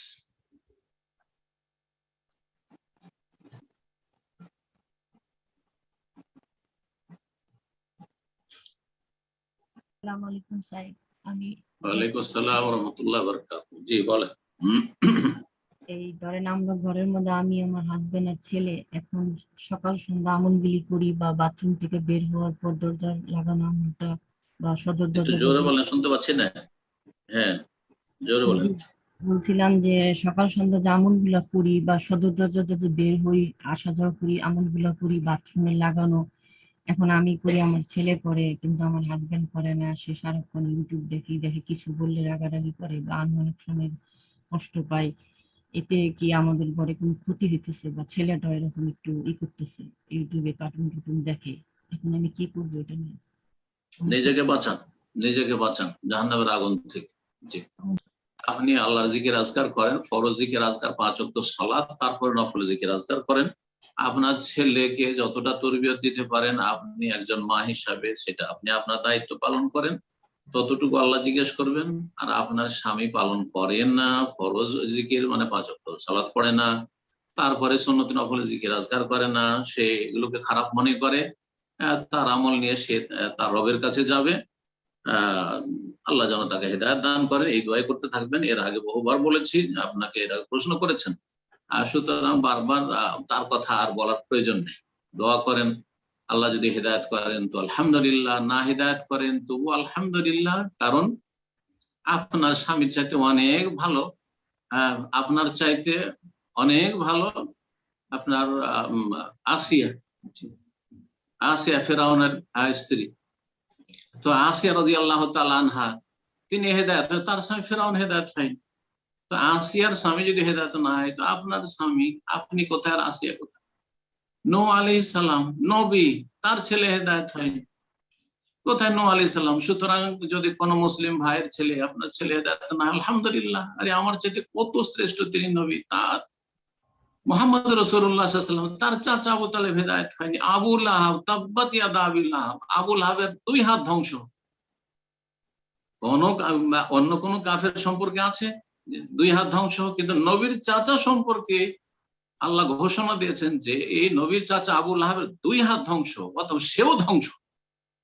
কোরআনে যে কত তেলাওয়াত হইতে আছে, আর কত তেলাওয়াত হয়েছে, আর কত কিয়ামত পর্যন্ত তেলাওয়াত হইতে থাকবে, বোঝা গেছে? আল্লাহর হিকমত আল্লাহ ভালো জানেন কাকে হেদায়েত করবেন আর কাকে করবেন না। আল্লাহ শুকরিয়া আদায় করেন, আলহামদুলিল্লাহ আপনাকে হেদায়েত করেছেন। আল্লাহ শুকরিয়া আদায় করেন যে ছেলেটা আলহামদুলিল্লাহ আছে, আপনার আয়ত্তে আছে, যথাসাধ্য আপনি ছেলেটাকে ইসলামী তরবিয়ত দেওয়ার চেষ্টা করেন। আর বাকি কেউ যদি হেদায়েত না হয়, ফাইন্নাহু লা ইয়াদুররু ইল্লা নাফসা, সে নিজেকে ধ্বংস করবে, নিজের ক্ষতি করবে।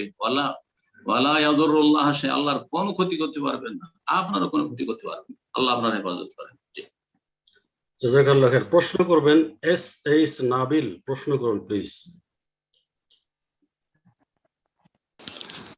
আসসালামু আলাইকুম স্যার। আসসালামু আলাইকুম ওয়া রাহমাতুল্লাহি ওয়া বারাকাতুহু। জি বলেন। আমার একটা প্রশ্ন ছিল যে আমার এক বন্ধু এই সৌদির শাসককে মোহাম্মদ বিন সালমান ওনার বিরুদ্ধে অনেক ভিডিও আমাকে পাঠিয়ে থাকে এবং বলে না উনি তাগুত শাসক, এই কথাটি কতটুকু সত্য? নিজের ঘর সামলাক। কোন দেশে বাস করে সে? বাংলাদেশে? আল্লাহ হেদায়েত করুক। জি, তো সে আবার নিজের আপনাকে ঘর সামলাক। ভিডিও পাঠাইলে সে বলে মাতখালীদের ভিডিও দেখি না। এই মাতখালী বলার কারণটা যদি জানতে চাচ্ছিলাম। মাদখালি ওই রকমই, যেমন নাস্তিকরা মূলবাদী বলে দাড়িওয়ালাদেরকে, ওই রকমই যারা ওই ইখওয়ানি জামাতি তারা সালাফিদেরকে মাদখালি বলে। যেমন সুফি মাজারপন্থীরা আর বিদাতিরা এরা আহলে হাদিস সালাফিদেরকে বা সৌদি আরবের ওলামাদেরকে ওয়াহাবি বলে। ওয়াহাবি গালটা সুফি বেদাতি মাজারপন্থীরা দিয়ে থাকে, আর মাদখালি গালটি এই জামাতি ইখওয়ানিগুলো দিয়ে থাকে, জঙ্গিগুলো দিয়ে থাকে। আর আপনার এই মৌলবাদী গালটি নাস্তিক ইসলামের শত্রুগুলো দিয়ে থাকে, মুনাফিক গুলো। এই তিনটি গাল তিন শ্রেণীর খারাপ লোকেরা দিয়ে থাকে। ভালো মানুষকে, সবগুলি ভালো মানুষ। যাদেরকে ওয়াহাবি বলে তারাই হচ্ছে খাঁটি মুসলিম, যারাকে মাদখালি বলে তারাই খাঁটি মুসলিম সালাফি তারা, আর যাদেরকে মৌলবাদী বলে তারাই হচ্ছে খাঁটি মুসলিম। জি, তারাই ভালো মানুষ। জাযাকুমুল্লাহ খাইর। প্রশ্ন করবেন এস কে আসগর, আপনি প্রশ্ন করুন প্লিজ।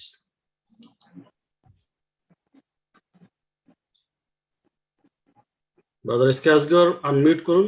আসসালামু আলাইকুম রাহমাতুল্লাহি ওয়া বারাকাতুহু। সুমন স্যার কেমন আছেন? জি বলেন। আলহামদুলিল্লাহ। হ্যাঁ জি, আমি রিয়াদ থেকে আসগর বলছি। জি, আমার প্রশ্ন হলো, জি আমার স্ত্রী খুবই অসুস্থ, দোয়া করবেন স্যার। তো আর উনি চাইছেন না যে আমি বাইরে থাকি, তো স্ত্রী অনুমতি ছাড়া তো বাইরে থাকা যাবে না। আর আমার ছেলেও 11 বছর বয়স, মানে কথাবার্তা শুনছে না, ছেলে মেয়ে মানে সেরকম তবিয়ত পারছে না। তো সেই হিসাবে মানে যদি দেশে চলে যেতে হবে হয়তো, তো স্ত্রী অনুমতি ছাড়া কি বাইরে থাকা যাবে? এটা আমার প্রশ্ন। জাযাকুল্লাহ খাইর। স্ত্রীর অনুমতি ছাড়া 4 মাস থাকা যাবে, আর 4 মাসের অতিরিক্ত যখন থাকবেন, বছরে একবার যাচ্ছেন, তো অনুমতি নিয়ে নেবেন। বোঝা গেছে?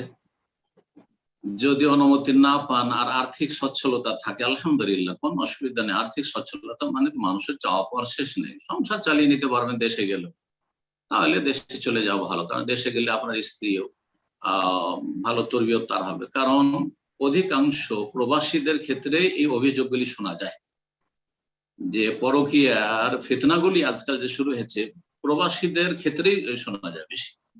স্বামী নেই, 2 বছর 3 বছর নেই, পাপে লিপ্ত হয়েছে, আর তাহাতে তো স্মার্টফোন দেওয়া আছে, সব রকম ফ্যাসিলিটি দেওয়া আছে, আর আল্লাহর ভয় তো অন্তরে নেই, যার ফলে পাপে লিপ্ত হয়ে যায়। তো ওই দিকটাও সুরক্ষিত থাকবে, আপনিও মান সম্মানে থাকবেন। কারণ কোন পরিবারে অঘটন ঘটলে সবার মান সম্মান যাবে। আর আরেকটি যেটা গুরুত্বপূর্ণ বিষয়, সেটা হচ্ছে ছেলের তরবিয়ত। এই সময়টায় ছেলেকে পাশে রাখা উচিত। মাকে গ্রাহ্য করে না, মা ছেলেদের সাধারণত তরবিয়ত করতে পারে না, ইল্লা মাশাআল্লাহ। কিছু হয়তো এইরকম মা আছে যে বাপের চাইতে শক্ত, সে হয়তো পারতে পারে, কিন্তু অধিকাংশ মায়েরা না, পারে না। দোষ ত্রুটি থাকলেও এরা পারে না, সামলাতে পারে না। তো যার ফলে বাবার থাকা জরুরি ছেলে মেয়েদের তরবিয়তের জন্য। আপনার এই রিয়াল ডলার বিদেশে টাকা পয়সার চাইতে অনেক গুরুত্বপূর্ণ আপনার ছেলেটা মানুষের মতো মানুষ, মুসলিমের মতো মুসলিম তৈরি হোক। হ্যাঁ, আল্লাহকে শুনুন, আল্লাহর সাথে তার সম্পর্কটা আজীবন থাক। এই সময়টা যদি সম্পর্কহীন হয়ে যায়, তো আগামী দিনে তার হেদায়েতটা খুব জটিল হয়ে যাবে, মুশকিল হয়ে যাবে। সুতরাং পরামর্শ এটাই দেবো। কিন্তু যদি দেখা যায় যে আমি এখান থেকে চলে গেলে সংসার চালানো বড়ই মুশকিল, যদি আমার স্ত্রী খুব করছে, তাহলে তার বিনা অনুমতিতে থাকা যাবে। তার যদি ইচ্ছা হয় তাহলে সে থাকবে কষ্ট করে, আর না হলে সে তালাক নিয়ে চলে যেতে পারে। শরীয়তের মাসলা বলে দিলাম, এতদূর হয়তো পৌঁছিবে না ইনশাআল্লাহ তাআলা, কিন্তু কারো পৌঁছিতে পারে। একই রকম প্রশ্ন আবার আসতে পারে, এই প্রশ্নের উত্তর যথেষ্ট। জরুরি নয় যে তার হুকুমে একবার আপনাকে যেতেই হবে। যেমন এক শ্রেণীর মূর্খ লোকেরা মনে করে যে স্ত্রীর পারমিশন ছাড়া দাঁড়িয়ে রাখা যাবে, ঠিক তেমনই মনে করে যে স্ত্রীর পারমিশন ছাড়া মনে হয় বিদেশে থাকা যাবে। আর এভাবে স্ত্রী পারমিশন দিলে ঠিক আছে, না হলে আমি দেশে গিয়ে খাওয়াইতে পারবো না। তো আমার তোমার কথা শোনার চাইতে বেশি গুরুত্বপূর্ণ যে তোমাদের খাবার দাবার ব্যবস্থা করা। হ্যাঁ, ছেলেটা পড়াবো, তার খরচের ব্যবস্থা করা। তো আমি তো দেশে গিয়ে পারবো না, সুতরাং আমি বিদেশে থাকবো। তোমার পোষায় থাকো ধৈর্য সহ্য করে, আর বৃহৎ স্বার্থে এটা, এতে তোমারও কল্যাণ রয়েছে, কারণ আমার ছেলে মেয়ে তোমারও ছেলে মেয়ে। আর না থাকতে পারো তাহলে মাস সালামা, হ্যাঁ তুমি সসম্মানে চলে যাও, আর কোনো ভালো স্বামী খুঁজে। জায়েজ আছে, কোনো অসুবিধা নেই, তার জন্য জায়েজ আছে, আপনার জন্য ছেড়ে দেওয়া জায়েজ আছে। জাযাকুমুল্লাহ খাইর। কিন্তু আপনাকে আবার বলবো যে দেশে চলে যান ইনশাআল্লাহ তাআলা, আল্লাহর উপর ভরসা করেন। অনেকে এখানে থেকেছে, আমি দেখেছি আমাদের ছাত্র ভাইরা অনেকে ছিল এখানেও ভালো ছিল না আর্থিক দিক থেকে, কিন্তু দেশে গিয়ে অনেক সচ্ছল আলহামদুলিল্লাহ, দেশে গিয়ে অনেক ভালো অবস্থায় আছে। তো আল্লাহ কাকে যে কোথায় রাখে, দোয়া করেন আল্লাহ রাব্বুর কাছে, এবং দেশে চলে যান, তাতে বেশি ফায়দা হবে। আল্লাহু আলাম। জাযাকাল্লাহ খাইর। প্রশ্ন করবেন শাহিন আহমেদ, প্রশ্ন করুন প্লিজ।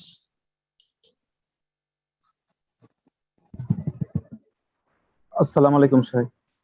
আসসালামু আলাইকুম ওয়া রাহমাতুল্লাহি ওয়া বারাকাতুহু। জি বলেন। স্যার আমি সৌদি আরব জেদ্দা থাকি। তো এক বলেন। কোম্পানিতে স্যার আমি ডিউটি করি, সেখানে আমার 10 ঘন্টার ডিউটিরত অবস্থা আমার জোহরের নামাজ এবং আসরের নামাজ পড়া লাগে। তো সেখানে স্যার বিভিন্ন ধরনের বিভিন্ন কান্ট্রির দেশের লোক থাকে, আপনার পাকিস্তানি, বাংলাদেশ, বিভিন্ন দেশের। তো তারা সেখানে নামাজ আদায় করে, কারো আপনার টাকনুর নিচে কাপড় থাকে, বিভিন্ন ধরনের লেবাসে বিভিন্ন ধরনের তরিকা তারা নামাজ পড়ে থাকে। তো এর ভিতরে স্যার কিছু আছে আপনার শিয়া, কিছু আছে এখন অন্য প্রশ্ন কি? মত ধর্মের। প্রশ্নটা বলেন। প্রশ্ন কি? তো যে এখন তাদের পিছে কি আমার নামাজ পড়া হবে? আর আরেকটা প্রশ্ন হলো, তারা কি করে একাকী নামাজ পড়তে থাকে, তাদের পিছনে আরেকজন হাত দিয়ে যে বড় জামাত করে ফেলায়। ওখানে মসজিদ নেই স্যার, শুধু নামাজের স্থান আছে। একাকী একজন নামাজ পড়ে, তার পিছনে কাজ করে আরেকজন জামাত শুরু করে। তো এই যে এটা কি জামাত হবে? যে কোনো জায়গায় প্রথম জামাত যদি মসজিদ, সেখানে মসজিদ তৈরি করা থাকে, তো প্রথম জামাতে আসল জামাত, সেই জামাতেরই মূলত ফজিলত রয়েছে। তারপরে দ্বিতীয় তৃতীয় জামাত, বারবার জামাত করা যাবে কিনা বিষয়টিতে ফিকহে ইখতিলাফ রয়েছে ফুকাহায়ে কেরামদের। একদল বলছেন না, যেই জায়গায় ইমাম নিযুক্ত রয়েছে সেখানে দ্বিতীয় জামাত করা যাবে, যেমন হানাফি মাযহাব বা অনেকে, হানাফি মাযহাব ছাড়া অনেকে। আর একদল বলছে দ্বিতীয় তৃতীয় জামাত করা যাবে, কিন্তু আগের মতো ফজিলত পাওয়া যাবে না। যথাসাধ্য প্রথম খানে হাজির হওয়ার চেষ্টা করবেন আউয়াল ওয়াক্তে, আর প্রথম যে জামাতটা হবে সেখানে শরীক হবেন। সেখানে ইমামতির ক্ষেত্রে ইমাম যদি নিযুক্ত থাকলে তো সে ইমামতি করবে, আর যদি ইমাম নিযুক্ত না থাকে, যে কোনো একজন মুসলিম সে বড় কুফরি, বড় শিরকে নয়, মাজার পন্থী নয়, টাকার নিচে কাপড় আছে, ফাসেকের পিছনে সালাত হবে, দাড়ি নেই তার পিছনে সালাত হবে, গুনাহগার কিন্তু তার পিছনে সালাত হবে। এইরকমই যেসব দোষ ত্রুটি গুলো মুসলিম সমাজে রয়েছে, বিভিন্ন হারামে জড়িয়ে আছে, বিভিন্ন নোংরা ছবি দেখে, তার পিছনেও সালাত হবে, কোনো অসুবিধা নেই, যতক্ষণ পর্যন্ত কাফের মুশরিক না হয়েছে। এখন কুফরি আকীদা যদি থাকে, এ ধরনের শিয়াকি, আর তার আকীদা যে সে আলীকে ডাকে, হুসাইনকে ডাকে, হাসানকে ডাকে, শিরক করে, তাহলে তার পিছনে সালাত হবে। যেমন কি আব্দুল কাদের জিলানীকে ডাকে, তো তার পিছনে সালাত হবে। তো এদের পিছনে সালাত হবে না, তখন একা পড়বে। মুশরিকের পিছনে বা শিরকারীর পিছনে, বড় শিরকারীর পিছনে সালাত হবে না, তখন একাই সালাত পড়ে নেবেন। জি, জাযাকুমুল্লাহ। প্রশ্ন করবেন। আচ্ছা, আপনি স্বপ্না আক্তার, আপনি কি আছেন কিনা? আপনাকে আরেকবার সুযোগ করে দিচ্ছি, তাহলে আপনি প্রশ্নটা করতে পারবেন। আনমিউট করুন স্বপ্না আক্তার।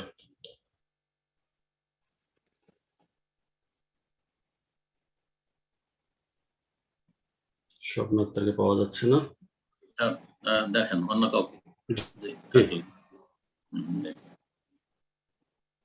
আব্দুল্লাহ আল মুবিন, প্রশ্ন করুন প্লিজ। আসসালামু আলাইকুম জি বলেন। শেখ, আমার প্রশ্ন, বাংলাদেশ থেকে বলছি। বলেন। বাংলাদেশে ইসলামী ব্যাংকে কেউ, আমার আম্মু টাকা রাখেছে, এমনি হচ্ছে ডিপিএস না, এমনি কিছু টাকা ফিক্সড না, তাদের কাছে জিগায় রাখা হয়েছে যে এটাতে কি সুদ আসবে। তো ওনারা বলছে না, সুদ হলে তো আর আমরা ইসলামী ব্যাংক না, এমনি রাখা হলে কিছু ইন্টারেস্ট দেয়। তো এটা কি, এই ইন্টারেস্টটা কি নেওয়াটা জায়েজ হবে? ইসলামী ব্যাংক, আরাফা ব্যাংক, এই ব্যাংকগুলো, আরাফা ব্যাংকের ম্যানেজারের সাথে আমার কথা হয়েছে। ইসলামী ব্যাংকের একজন কর্মকর্তা এখানে কিং ফাহাদ পেট্রোলিয়াম ইউনিভার্সিটিতে দাম্মামে ছিলেন এক সময়, তার সাথে একটা বৈঠক আমার ছিল। তো ওনারা বলেছেন যে ভালো ভালো, তাদের সিস্টেম ভালো, যদিও কিছু সমস্যা আছে সেগুলো থেকে তারা মুক্ত হইতে পারছেন না, মানে নিরুপায় হয়তো কোনো কোনো ক্ষেত্রে, কিন্তু তুলনামূলক অনেক ভালো। সৌদি ব্যাংকের সাথে কারবার করলে সুদ হবে, ইসলামী ব্যাংক, আরাফা ব্যাংক, এগুলো ব্যাংকের সাথে যদি কারবার লেনদেন করেন তাতে যে লভ্যাংশ আসবে সেটা মোদারাবা। মোদারাবা মানে পুঁজি দিয়ে ব্যবসা করা। মোদারাবা আরবি শব্দ, হাদিসে এসছে মোদারাবা শব্দ, পুঁজি দিয়ে ব্যবসা করা।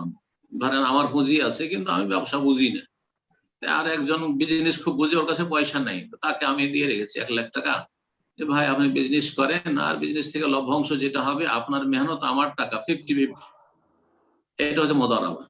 অথবা যেটা ইত্তেফাক, আমি 4 আনা নেবো, আপনি 12 আনা নেন, বা আমাকে 12 আনা দিন, আপনি 4 আনা নেন, এটাই ইত্তেফাক আল মুসলিমুন আলা শুরুতিন, যেই শর্ত হবে সেই শর্তের উপর থাকবে, এটা জায়েজ, এটাই করে থাকে ইসলামী ব্যাংকগুলি। সুতরাং সৌদি আরব যেগুলো ইসলামী ব্যাংক বা ইসলামী সিস্টেমের আছে সেগুলোতে ওইরকমই আছে। এইরকমই ইসলামী ব্যাংক যেমন দুবাইও আছে। তো এগুলো জায়েজ, এবং এই লভ্যাংশ খেতে পারবে, এটা ইন্টারেস্ট মানে সুদ নয়, এটা ইন্টারেস্ট মানে এটা সুদ নয়, সুতরাং জায়েজ আছে, খেতে পারবেন। জি, জাযাকাল্লাহ খায়ের। প্রশ্ন করবেন তুষার, প্রশ্ন করুন প্লিজ। আসসালামু আলাইকুম রহমতুল্লাহ শাহেখ।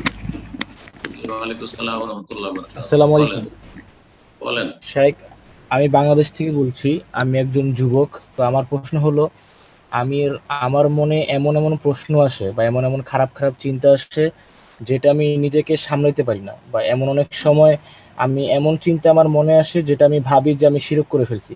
তো এর কারণে কি আল্লাহ আমাকে কোনো রকম পাকড়াও করবেন কিনা?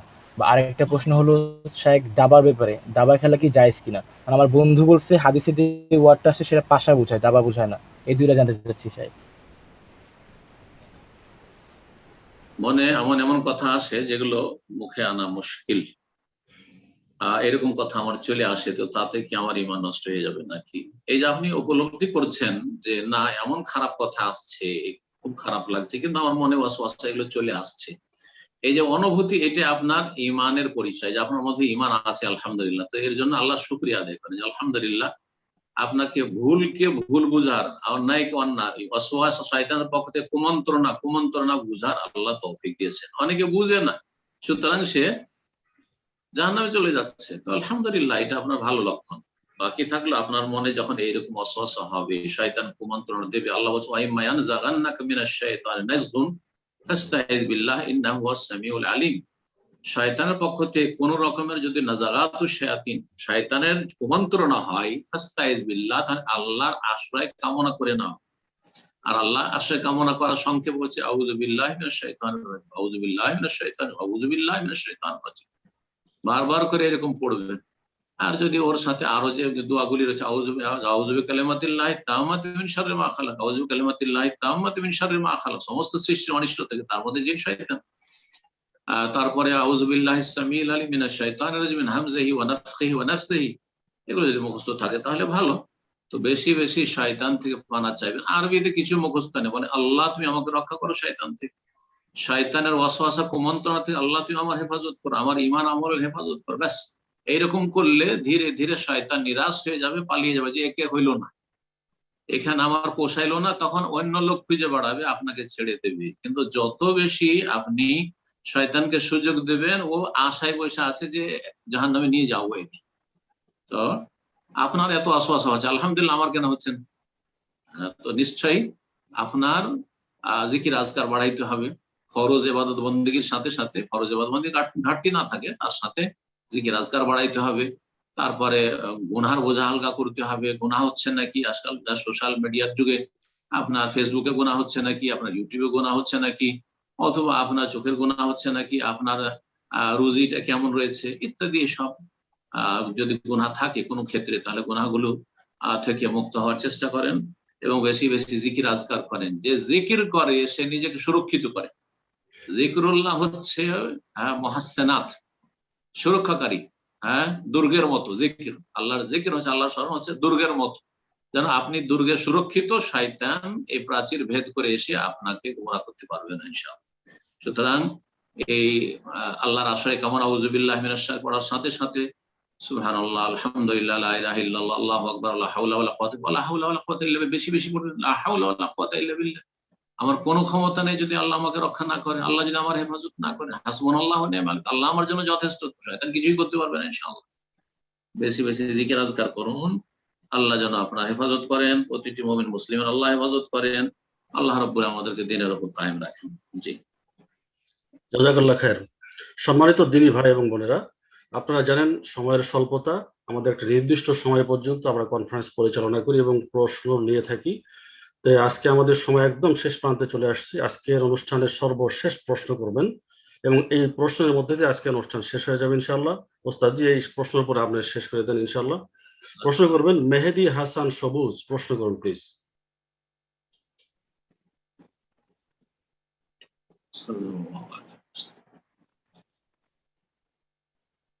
মেহেদী হাসান সবুজ,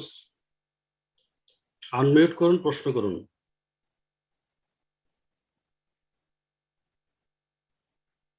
দুঃখিত মেহেদী হাসান, আপনি মনে হয় নাই। পারছেন না, অন্য কেউ দেন। জি, আচ্ছা ঠিক আছে। আরেকজন, আরেকজন, জি এটা আরেকটা প্রশ্ন নিয়ে শেষ করে দেন ইনশাআল্লাহ। এখন প্রশ্ন করবেন এমডি সাকিব হাসান। এমডি সাকিব হাসান, প্রশ্ন করুন প্লিজ। আসসালামু আলাইকুম ওয়া রাহমাতুল্লাহ। ওয়ালাইকুম আসসালাম ওয়া রাহমাতুল্লাহি ওয়া বারাকাতুহু। জি বলেন। শেখ, আমার প্রশ্নটা হচ্ছে, উগ্র মেজাজি পিতা যদি পরিবারের প্রতি জুলুম করে, যেমন বউকে পিটানো, সন্তানকে পিটানো, ধার দেনা করে ভেগে যাওয়া, বছরে শুধু দুবার সালাত পরে 2 ঈদে মানুষের হক নষ্ট করে, এক্ষেত্রে করণীয় কি? বউ কি তালাক নিতে পারবে সরাসরি ভাবে? উগ্র মেজাজি আছে, আখলাক চরিত্রে দোষ আছে। তো এইরকম লোক খারাপ লোক, অবশ্যই অসৎ লোক। যারা স্ত্রীকে মারধর করে তারাও খারাপ লোক। নবী সাল্লাল্লাহু আলাইহি সাল্লামের কাছে কিছু মহিলা এসে অভিযোগ করলেন যে ইয়া রাসূলুল্লাহ, আপনি মারার অনুমতি দিয়েছেন আর আমাদের স্বামীরা এরকম আমাদেরকে মারধর করেছে। নবী সাল্লাল্লাহু বলে উলাইকা লাইসু বিখিয়ারিম, উলাইকা লাইসু বিখিয়ারিম, যারা স্ত্রীকে মারে তারা কোনো ভালো মানুষ নয়, তারা ভালো মানুষ নয়, তারা ভালো মানুষ নয়। নবী করিম সাল্লাল্লাহু আলাইহি সাল্লাম নিজে কোনোদিন মারেননি, স্ত্রীকে মারেননি, ছেলে মেয়েদেরকে মারেননি, কোন সাথী সঙ্গীকে মারেননি, কোন দাস দাসীকে মারেননি, কাউকে মারে বলে কাউকে মারেননি। সুতরাং এটা নবী সাল্লাল্লাহু আলাইহি সাল্লামের আদর্শ নয়, উত্তম চরিত্রের বহিঃপ্রকাশ নয়, কুচরিত্রের বহিঃপ্রকাশ স্ত্রীকে মারধর করা বা ছেলে মেয়েদেরকে মারধর করা। যথাসাধ্য চেষ্টা করতে হবে ভালো তরবিয়তের, এবং ভালো তরবিয়ত মারধর করা নয়। যে মারধর করে তার সাথে ধৈর্য ধরে থাকা জায়েজ আছে, কিন্তু আরেকটি বড় রোগ বললেন, সেটা সবচেয়ে বড় রোগ, ঈমান ভঙ্গকারী, যে সে মাসে বা বছরে 2-1 ওয়াক্ত নামাজ পড়ে, সে মুসলিম নয়, মুসলিম নয়, সে মুরতাদ। সুতরাং মুরতাদের সাথে 1 মিনিট থাকা জায়েজ নয়, বেনামাজির সাথে কোনো বোনের থাকা জায়েজ নয়। এইরকম স্ত্রী যদি বেনামাজিও হয়, সেই স্ত্রীকে নিয়ে সংসার করা কোনো পুরুষের জন্য জায়েজ নয়, এবং এতে বিয়ে থাকবে না আসলে, কারণ কাফের আর মুসলিমে বিয়ে থাকে না। সুতরাং হয় হেদায়েত হবে, আর হেদায়েত না হলে আল্লাহর উপর ভরসা করে তাড়াতাড়ি বিচ্ছিন্ন হয়ে যেতে হবে, তার থেকে মুক্তি লাভ করতে হবে, তার অনিষ্ট থেকে মুক্তি লাভ করতে হবে। ওয়ালান ইয়াজআলাল্লাহু লিল কাফিরিনা আলাল মুমিনিনা সাবিলা, কাফেরকে আল্লাহ কখনো মুমিন মুসলিমের উপর কর্তৃত্ব নেতৃত্ব দেননি। আর স্বামী হচ্ছে নেতা, সুতরাং স্বামী কুফরিতে থাকবে, সালাত পড়বে না, বছরে 2-1 বার পড়ে, সপ্তাহে 2-1 বার পড়ে, জুমা পড়ে, মুসলিম নয়। আল্লাহ যেন বুঝার তৌফিক দান করেন এবং এই রকম স্বামী থেকে মুক্তি লাভের তৌফিক দান করেন। আল্লাহ রাব্বুল আলামিন, আমাদের অনেক বোনেরা রয়েছেন অসহায়, তারা কোনো দিকে রাস্তা পাচ্ছেন না, তাদের জন্য ভালো রাস্তা যেন আল্লাহ বের করে দেন, তাদের স্বামীদেরকে হেদায়েত করার মাধ্যমে, আর না হলে তাদের স্বামীদের অনিষ্ট থেকে রক্ষার মাধ্যমে আল্লাহ যেন ভালো ব্যবস্থা করেন। জি, আলোচনা এখানে শেষ করি নাকি? জি ওস্তাদ, শেষ করে দেন ইনশাআল্লাহ।